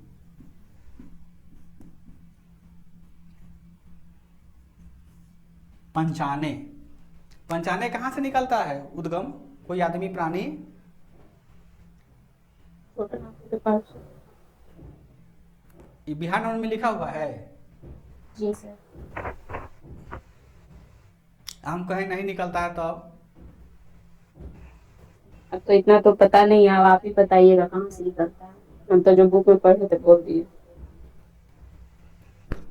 देखो अब क्या है ना कि इसमें भी थोड़ा सा लफड़ा है, पंचाने नदी में भी है ना। कहने को तो क्या है यहाँ पर समझो कि इसका उद्गम कहाँ से होता है। इसका उद्गम होता है छोटा नागपुर के पठार, यही ना लिखे हैं रेशम? जी सर। ठीक है। यस लेकिन सर। हम आपको, हाँ ठीक है, इसको मिटा देते हैं, इस समझ में आपको आ गया होगा। लेकिन हम यह कहना चाह रहे हैं आपको कि वास्तविकता में क्या है कि पंचाने नदी का उद्गम होता ही नहीं है किसी से, नागपुर के पठार से। मामला चीज को समझो थोड़ा सा। हालांकि सरकार जब इसको अप्रूव की हुई, चूंकि झारखंड के जेपीएससी में उसका जब पेपर बना कम से 3-4 बार क्वेश्चन पूछा है पंचाने नदी कहाँ से निकलता है, सरकार ने छोटा पठार ही माना हुआ है, तो हम भी उसी को माने हैं, आधार बना तो किताब में हमने लिख दिया है। लेकिन इसका जो रियलिटी है वह रियलिटी काफी अलग है। बात समझ में आया? देखो क्या अलग है। हमारे पास में क्या है, देखो छोटा पठार कहाँ पर गया, यहाँ पर है ना। देखो यहाँ पर ध्यान से, यहाँ पर क्या है, झारखंड में जब भैर के नीचे जाओगी तो यहाँ पर झारखंड में तुमको क्या मिलेगा, छोटा नागपुर का पेट्रोलियनी सीपी मिलेगा, है ना। छोटा नागपुर प्लेटू मिलेगा। इस छोटा नागपुर के पठार से ना हमारे यहाँ उत्तर की ओर, यानी झारखंड में जो छोटा नागपुर का पठार स्थित है वहां से उत्तर की ओर 4 नदी निकलता है।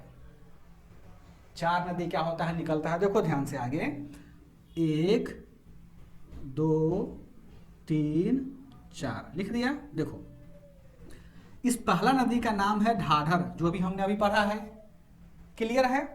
सेकेंड नदी का नाम है तिलैया, जहां पर कौन सा नदी स्थित, कौन सा जगह स्थित है, झुमरी तिलैया, है ना। सर 4 धारा या फिर 5 धारा?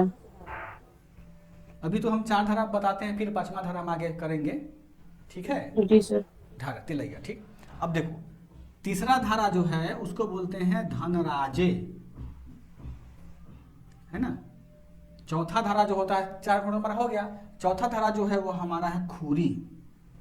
अब यहाँ पर देखो समझो फिर से ध्यान से कि झारखंड के छोटापुर के पठार से हमारे उत्तर की ओर बिहार के तरफ 4 निकलता तो बहुत नदी है, लेकिन जो महत्वपूर्ण 4 नदियां हैं जिसमें कि ढाढर है, तिलैया है, खूरी है और धनराजे है, इस नदी का क्या होता है, उद्गम होता है उत्तर की ओर क्या होता है, मिलता है, ठीक।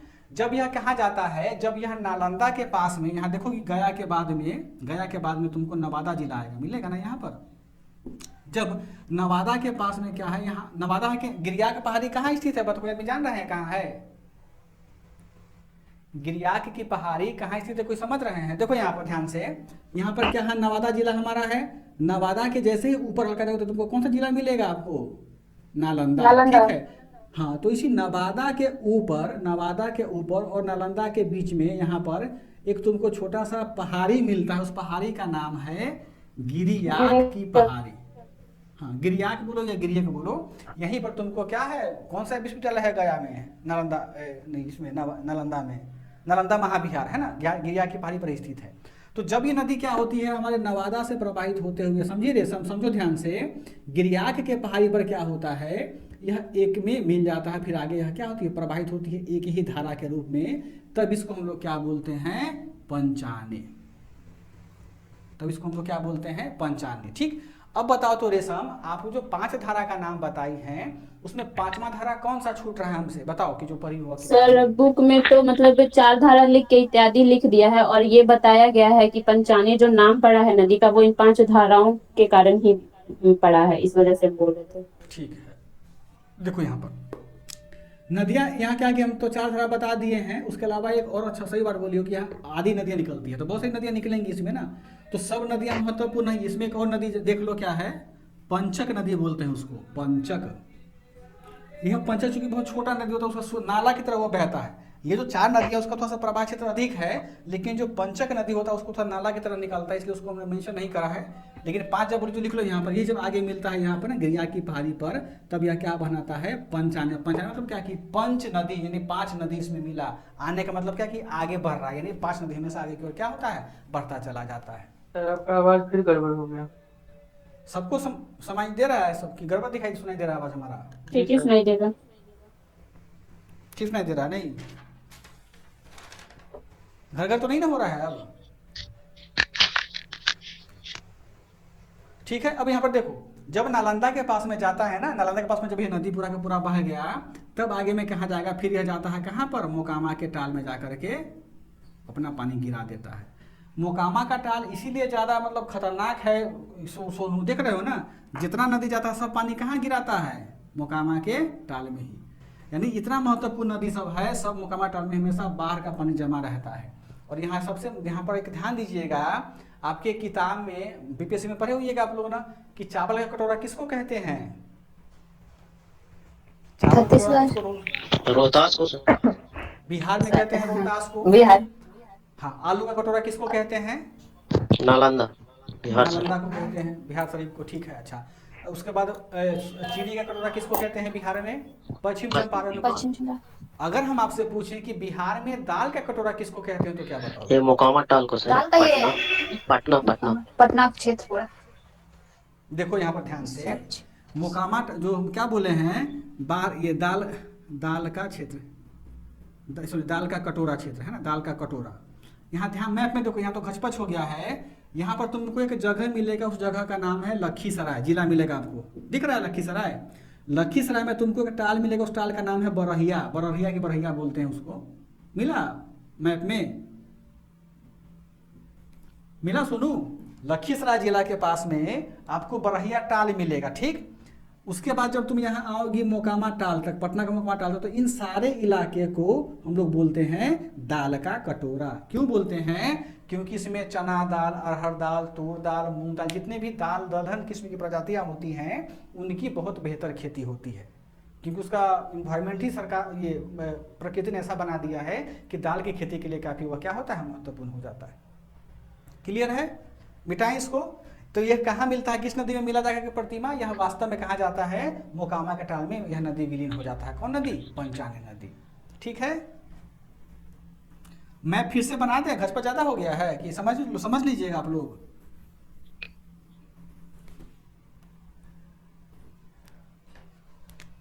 अब कौन सा नदी है रेशम? अजय।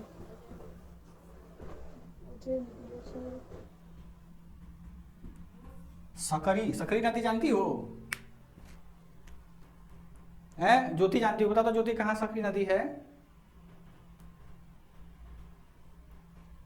सर इसका हजारीबाग से।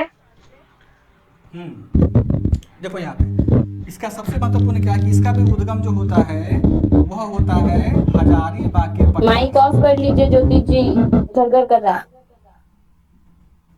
ज्योति तुम कहाँ रहती हो जी? इतना माइक लगता है लाउड स्पीकर बज रहा है तुम्हारे फोन से।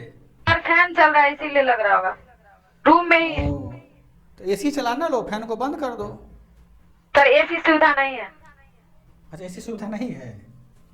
देखो सकरी से क्या होता है कि सकरी नदी जो हमारा है वो हजारीबाग के पठार से निकलता है। फिर नीचे वही मैप बनाएंगे हम, तो समझ लो हजारीबाग के पठार से निकला और कहाँ बहता है, उत्तर की ओर बहा। ठीक, बहता है क्या? तो यहाँ पर देखोगी हमारे पास में एक जिला हमारा आता है, इस जिला का नाम क्या बताया था ना, नवादा जिला। यही हजारीबाग के पठार से यह नदी निकला सकरी, और आगे क्या कर, नवादा के बीचों बीच होकर के बहती है। नवादा के क्या होता है, बीचों बीच होकर के बहती है। और अभी रेशम जी से डिस्कस की है ना अभी कि सर आपने तो 5 नदी बताया था, 4 नदी बताया हमने, फिर पंचक बताया था। तो ये जो सकरी नदी होती है, यह भी नदी आगे कहाँ जाता है, पंचाने में जाकर के मिल जाता है, मोरहर नदी में आगे मिल जाता है। ये आगे वही नदी आगे फिर जाकर के अपना पानी कहाँ मिलाता है, मोकामा टाल में यह पानी गिरा देता है। इसका सबसे महत्वपूर्ण बात क्या है ना कि सकरी जो है वह नवादा के बीचों बीच से बहती है, नवादा के बीचों बीच से बहती है ना सकरी नदी।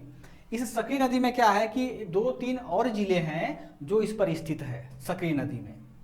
ठीक है, यानी नवादा से बहा, फिर नवादा के ऊपर कौन सा जिला है देखिएगा मैप में, तो शेखपुरा जिला आपको दिखाई दे रहा होगा। फिर आपको एक और जिला मिलेगा लखीसराय, यानी 3 जिले हमारे पास मिल गए। नवादा हो गया, शेखपुरा हो गया और दूसरा कौन सा हो गया, लखीसराय। इन्हीं तीनों जिलों से बहती है और अंत में लखीसराय में जो बरहिया टाल है और यहाँ पर मोकामा टाल का जो इलाका है, उसी इलाके में यह सखी नदी क्या करता है, अपना पानी को विसर्जित कर देता है, गिरा देता है। ठीक है, चलो ये हो गया। आगे देखो क्यूल नदी। क्यूल कहाँ से निकलता है,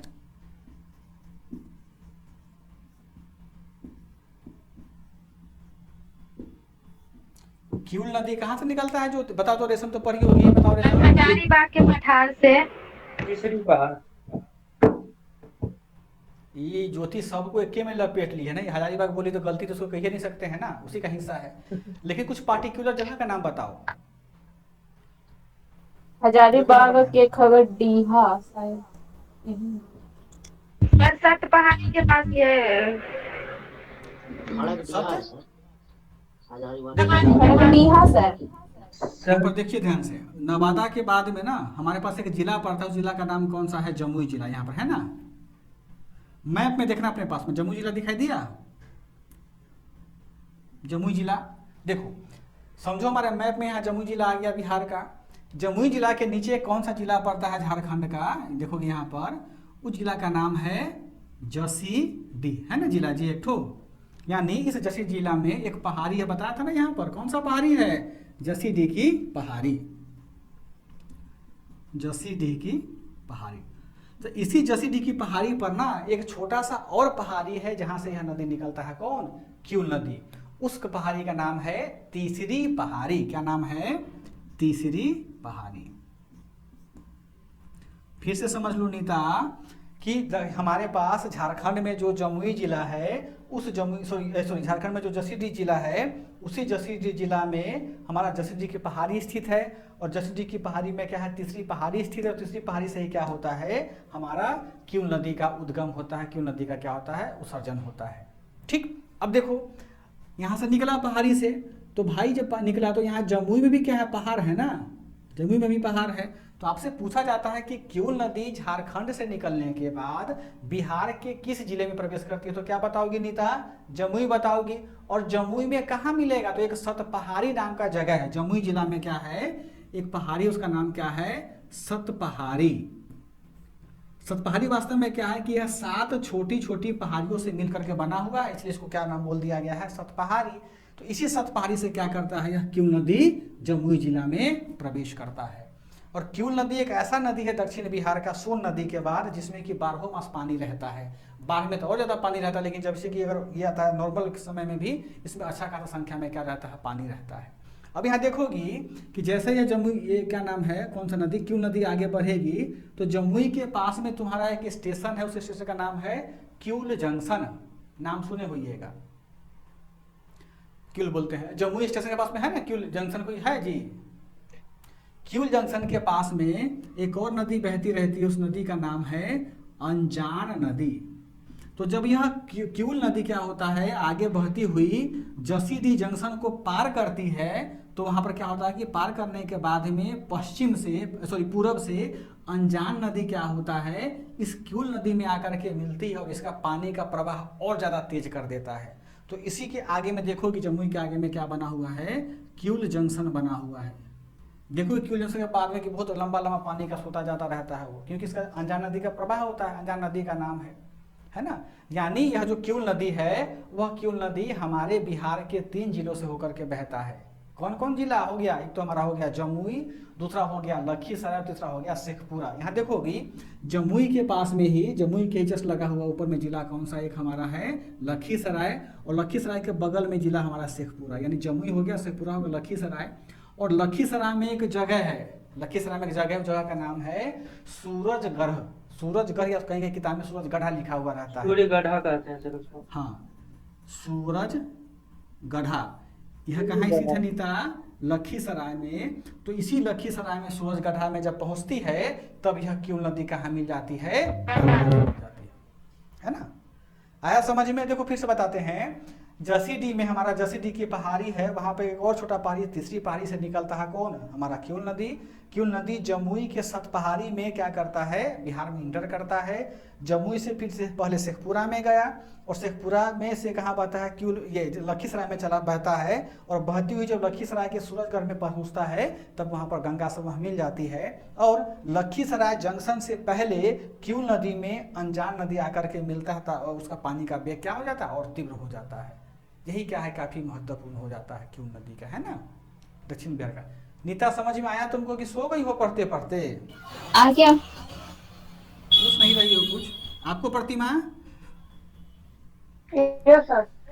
देखो जिला का नाम इसलिए रखना है ना या ताकि दिमाग में दौड़े कि कौन कौन से जिले में कौन सी नदी बहती है।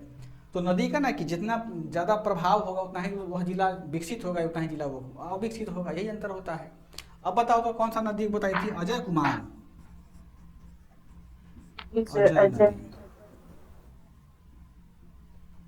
अजय देवगन। अजय देवगन तो भी प्लास्टिक सर्जरी करवाया तो उसका शकल बढ़िया दिखता है, पहले तो चूहार दिखता था नहीं पहले के फिल्म में, मेरे अब दिखते थे बेचारे को। चलो अजय कहाँ से निकलती है बताओ तो रेशम? तो यह जमुई जिले से निकलती है क्या? ठीक है, और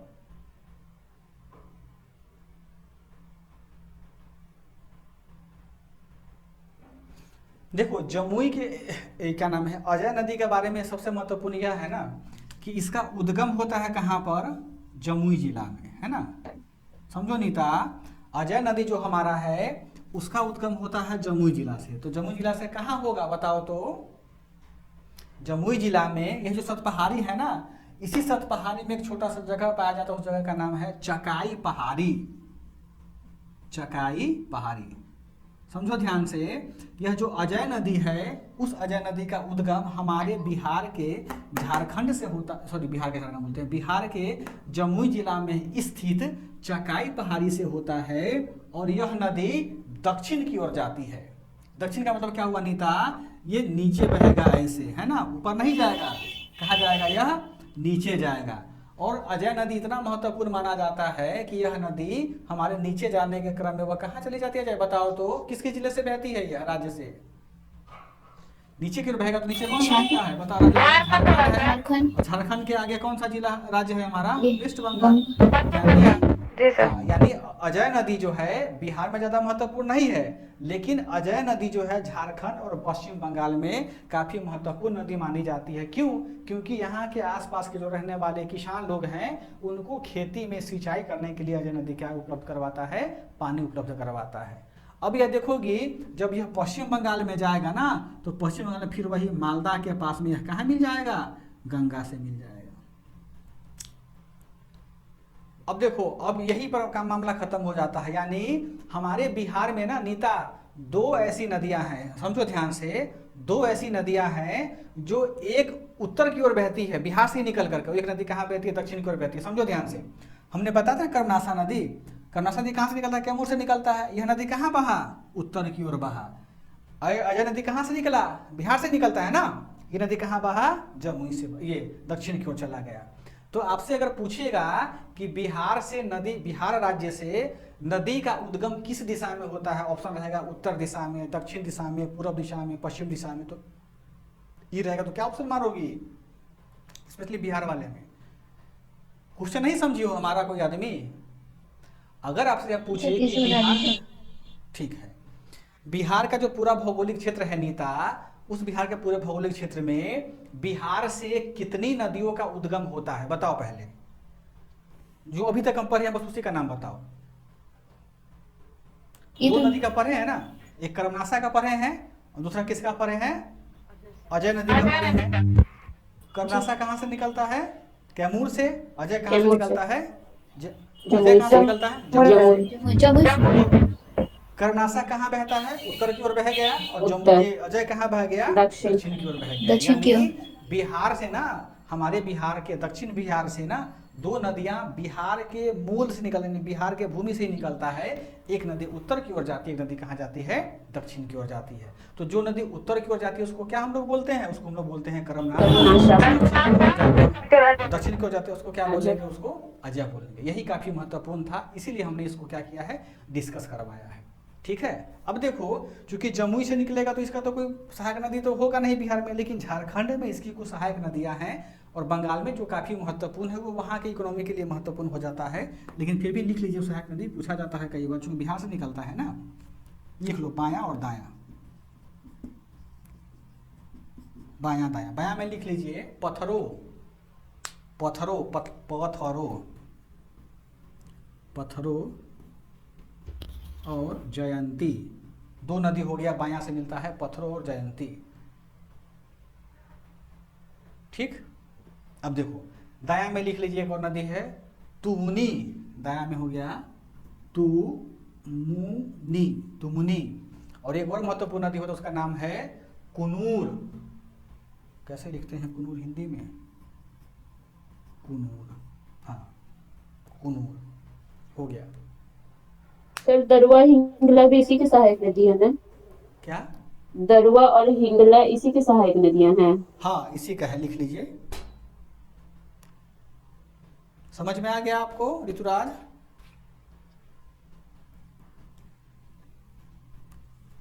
चलो एक और नदी महत्वपूर्ण बसता है, उसका काम खत्म हो जाएगा अब, है ना। चांदन या चंदन।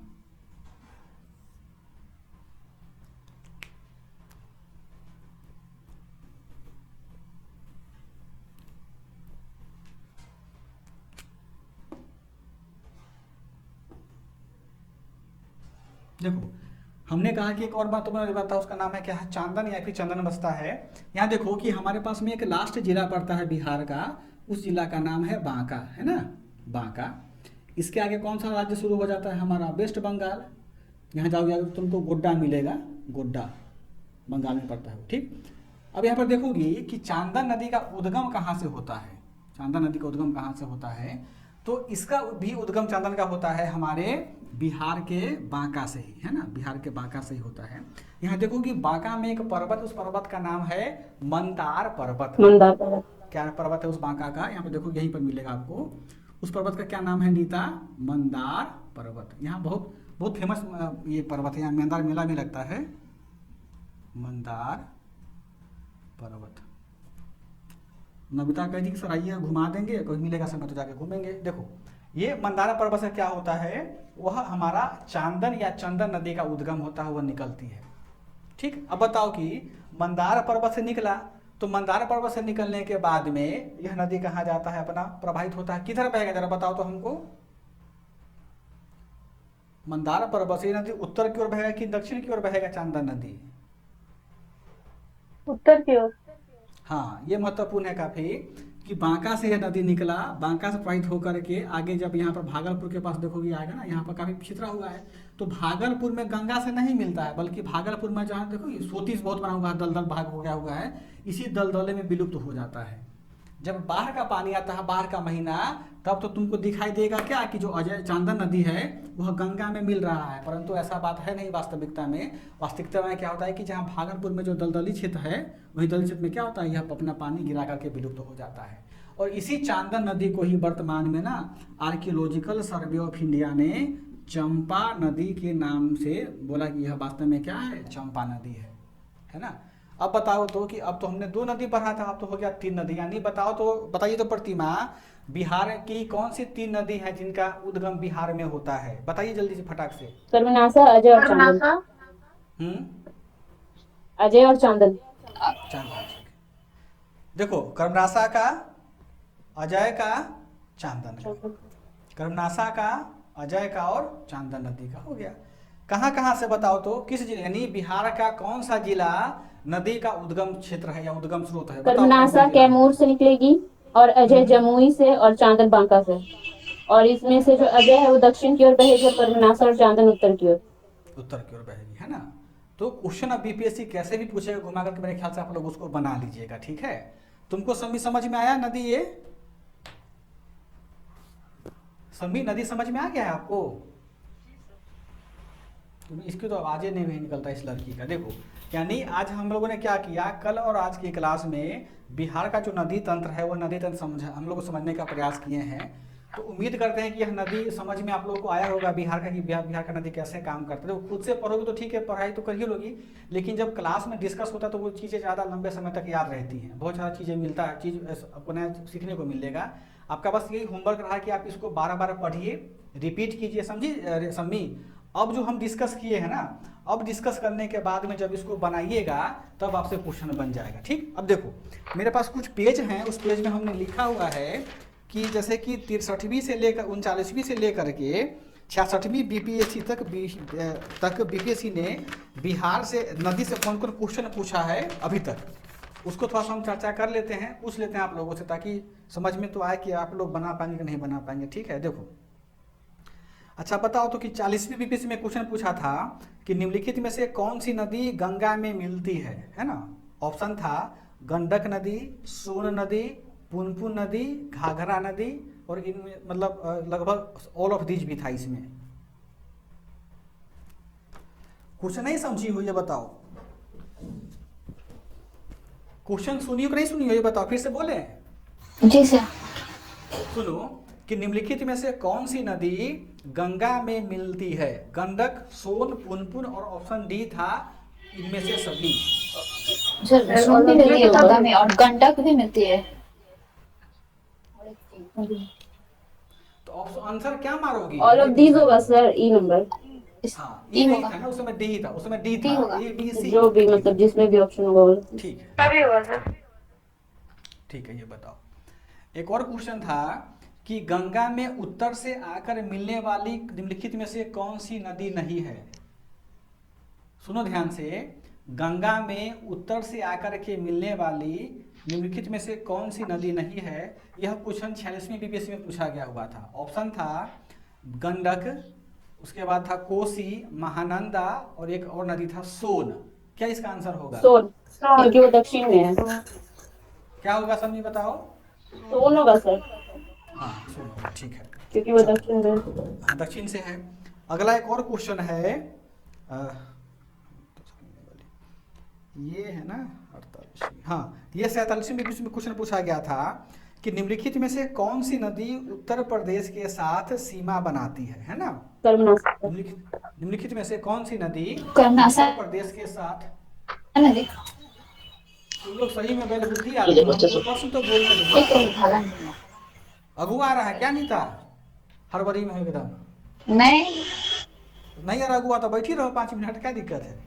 क्वेश्चन था कि निम्नलिखित में से कौन सी नदी उत्तर प्रदेश के साथ सीमा साझा करती है। ऑप्शन है गंडक, कर्मनाशा, घाघरा, और डी था उपर्युक्त में से सभी। सभी होगा सर। तभी होगा सर। गंडक भी मिलाती है और घाघरा भी मिलाती है। तुम इसका व्याख्या बताओ। गंडक और घाघरा भी उत्तर प्रदेश से मिलती है सर। और ये क्या बोलते हैं नीचे से दक्षिण से भी एक जो मिलती है, नाम बताया कर्मनाशा, ये भी मिलती है। सही बात, चलो ठीक है। अच्छा अब ये बताओ कि अब ये क्वेश्चन, एक और क्वेश्चन पूछा गया है कि ये 56-59 वाले में था कि निम्नलिखित में से कौन सी नदी बंगाल की खाड़ी में गिरती है।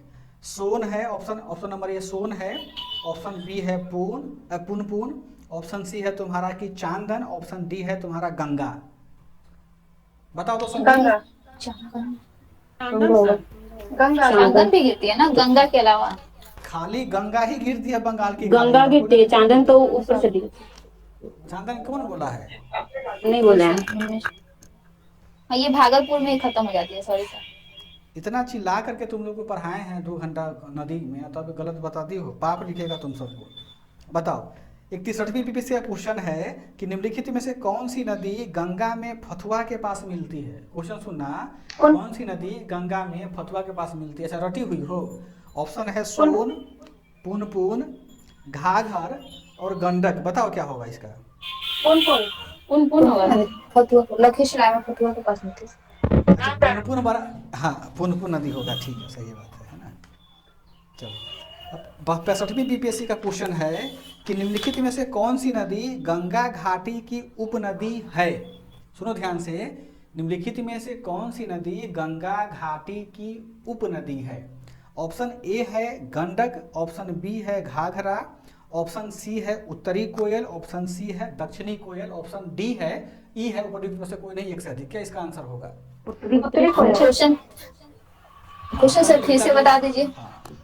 नीता को तो नीता 2 घंटा हम मेहरारू से ज्यादा बोलते हैं। सर ये पता है हमको उत्तरी कोयल, लेकिन हमको क्वेश्चन समझ में नहीं आया सर, ये तो पता ही है कैसे? मुझे। देखो, इसमें अब क्वेश्चन गया में था जाके कि- मिलती है।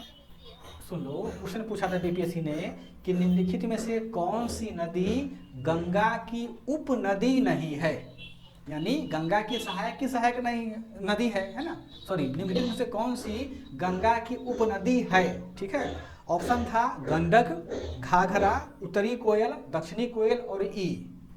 क्या इसका आंसर होगा बताओ तो समी? उत्तरी कोयल होगा सर। उत्तरी कोयल। अच्छा, घाघरा और गंडक क्यों नहीं होगा?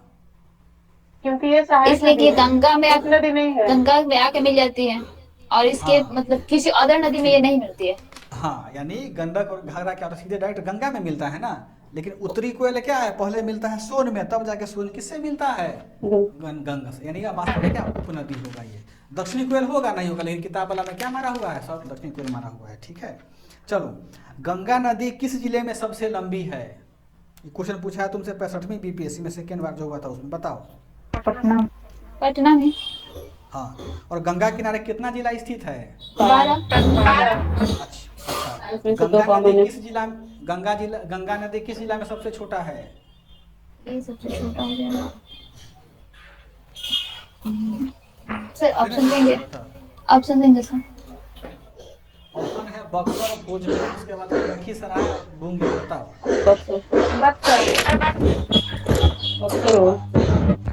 नीता पता थे ना, बक्सर में तनखा मिला, फिर उधर के कहाँ चला गया, भोजपुर में जाकर चला गया है ना, बक्सर में कम होगा। जी।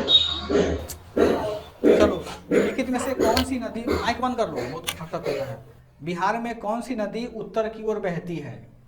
कौन सी नदी उत्तर की ओर बहती है? पुनपुन है, सोन है, घाघरा है और महानंदा है, और ई है ऊपर में से एक से अधिक। बताओ। महानंदा सोन तो दक्षिण में सर बहती सुने है। नहीं सर। महानंदा सर। तो फिर सर क्वेश्चन बताइए ना सर फिर से। क्वेश्चन हम बोले बिजली हैं, रुक जा रही है।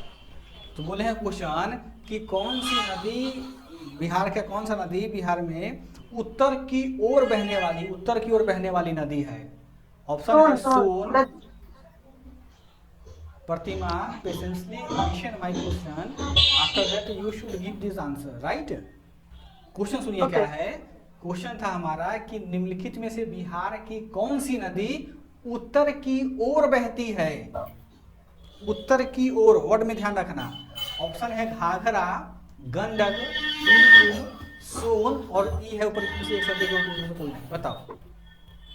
इसमें से सोन एक से अधिक हो जाएगा ना, क्योंकि सोन नदी भी। हाँ, कौन है? देखो, उत्तर की ओर यानी क्या, दक्षिण से कहाँ बहेगा उत्तर की ओर? तो कौन बहता है? सोन बहती है, कौन बहेगा? पुनपुन बहेगा ना, दोनों पुनपुन बहेगा। सर, सोन और पुनपुन बहेगा। हाँ, और उत्तर से दक्षिण को अगर पूछेगा तो कौन कौन नदी हो जाएगा? बताओ। गंडक हो जाएगा, घाघरा, घाघरा हो गंडक, जाएगा, बागमती हो महानंदा, जाएगा, कोसी हो जाएगा, कोसी। महानंदा हो जाएगा, बलान हो जाएगा, कमला हो जाएगा। और दक्षिण से उत्तर की ओर कौन कौन नदी हो जाएगा? बताओ। कर्मनासा हो जाएगा, कर्मनासा सोन हो गया, फल्गु हो गया, कीन हो गया, कीन हो जाएगा, कौन कौन नदी हो जाएगा? पंचाने अजय। है ना, यही तो बोलता है ना। ठीक है, चलो, मतलब कि अभी क्वेश्चन कहीं से पूछेगा बीपीएससी तो आप लोग उसको बना लीजिएगा, यही ना। चलो, एक क्वेश्चन मेरा है सर। हाँ, वही हम करेंगे कि तुरंत नहीं पूछा। बोलो तुरंत पूछो। बिहार की कौन सी नदी है जो बिहार में उद्गम होती है, बिहार में ही समाप्त हो जाती है? ये होगा चांदन। बताओ बच्चा। दो नदी। चांदन। चांदन अभी तो राज संतुष्ट होगा तब ना। बताओ। चांदन भी है और होगा 2-3 नदी, क्योंकि जो ऋतुराज, जी सर। जब संतुष्ट हो गए जब आपसे इनके, यस सर। तुम गूगली फेंकता है लास्ट में है। सर एक रिक्वेस्ट था, ये क्वेश्चन आप ग्रुप में सेंड कर दीजिएगा। कौन क्वेश्चन? यही जो आप अभी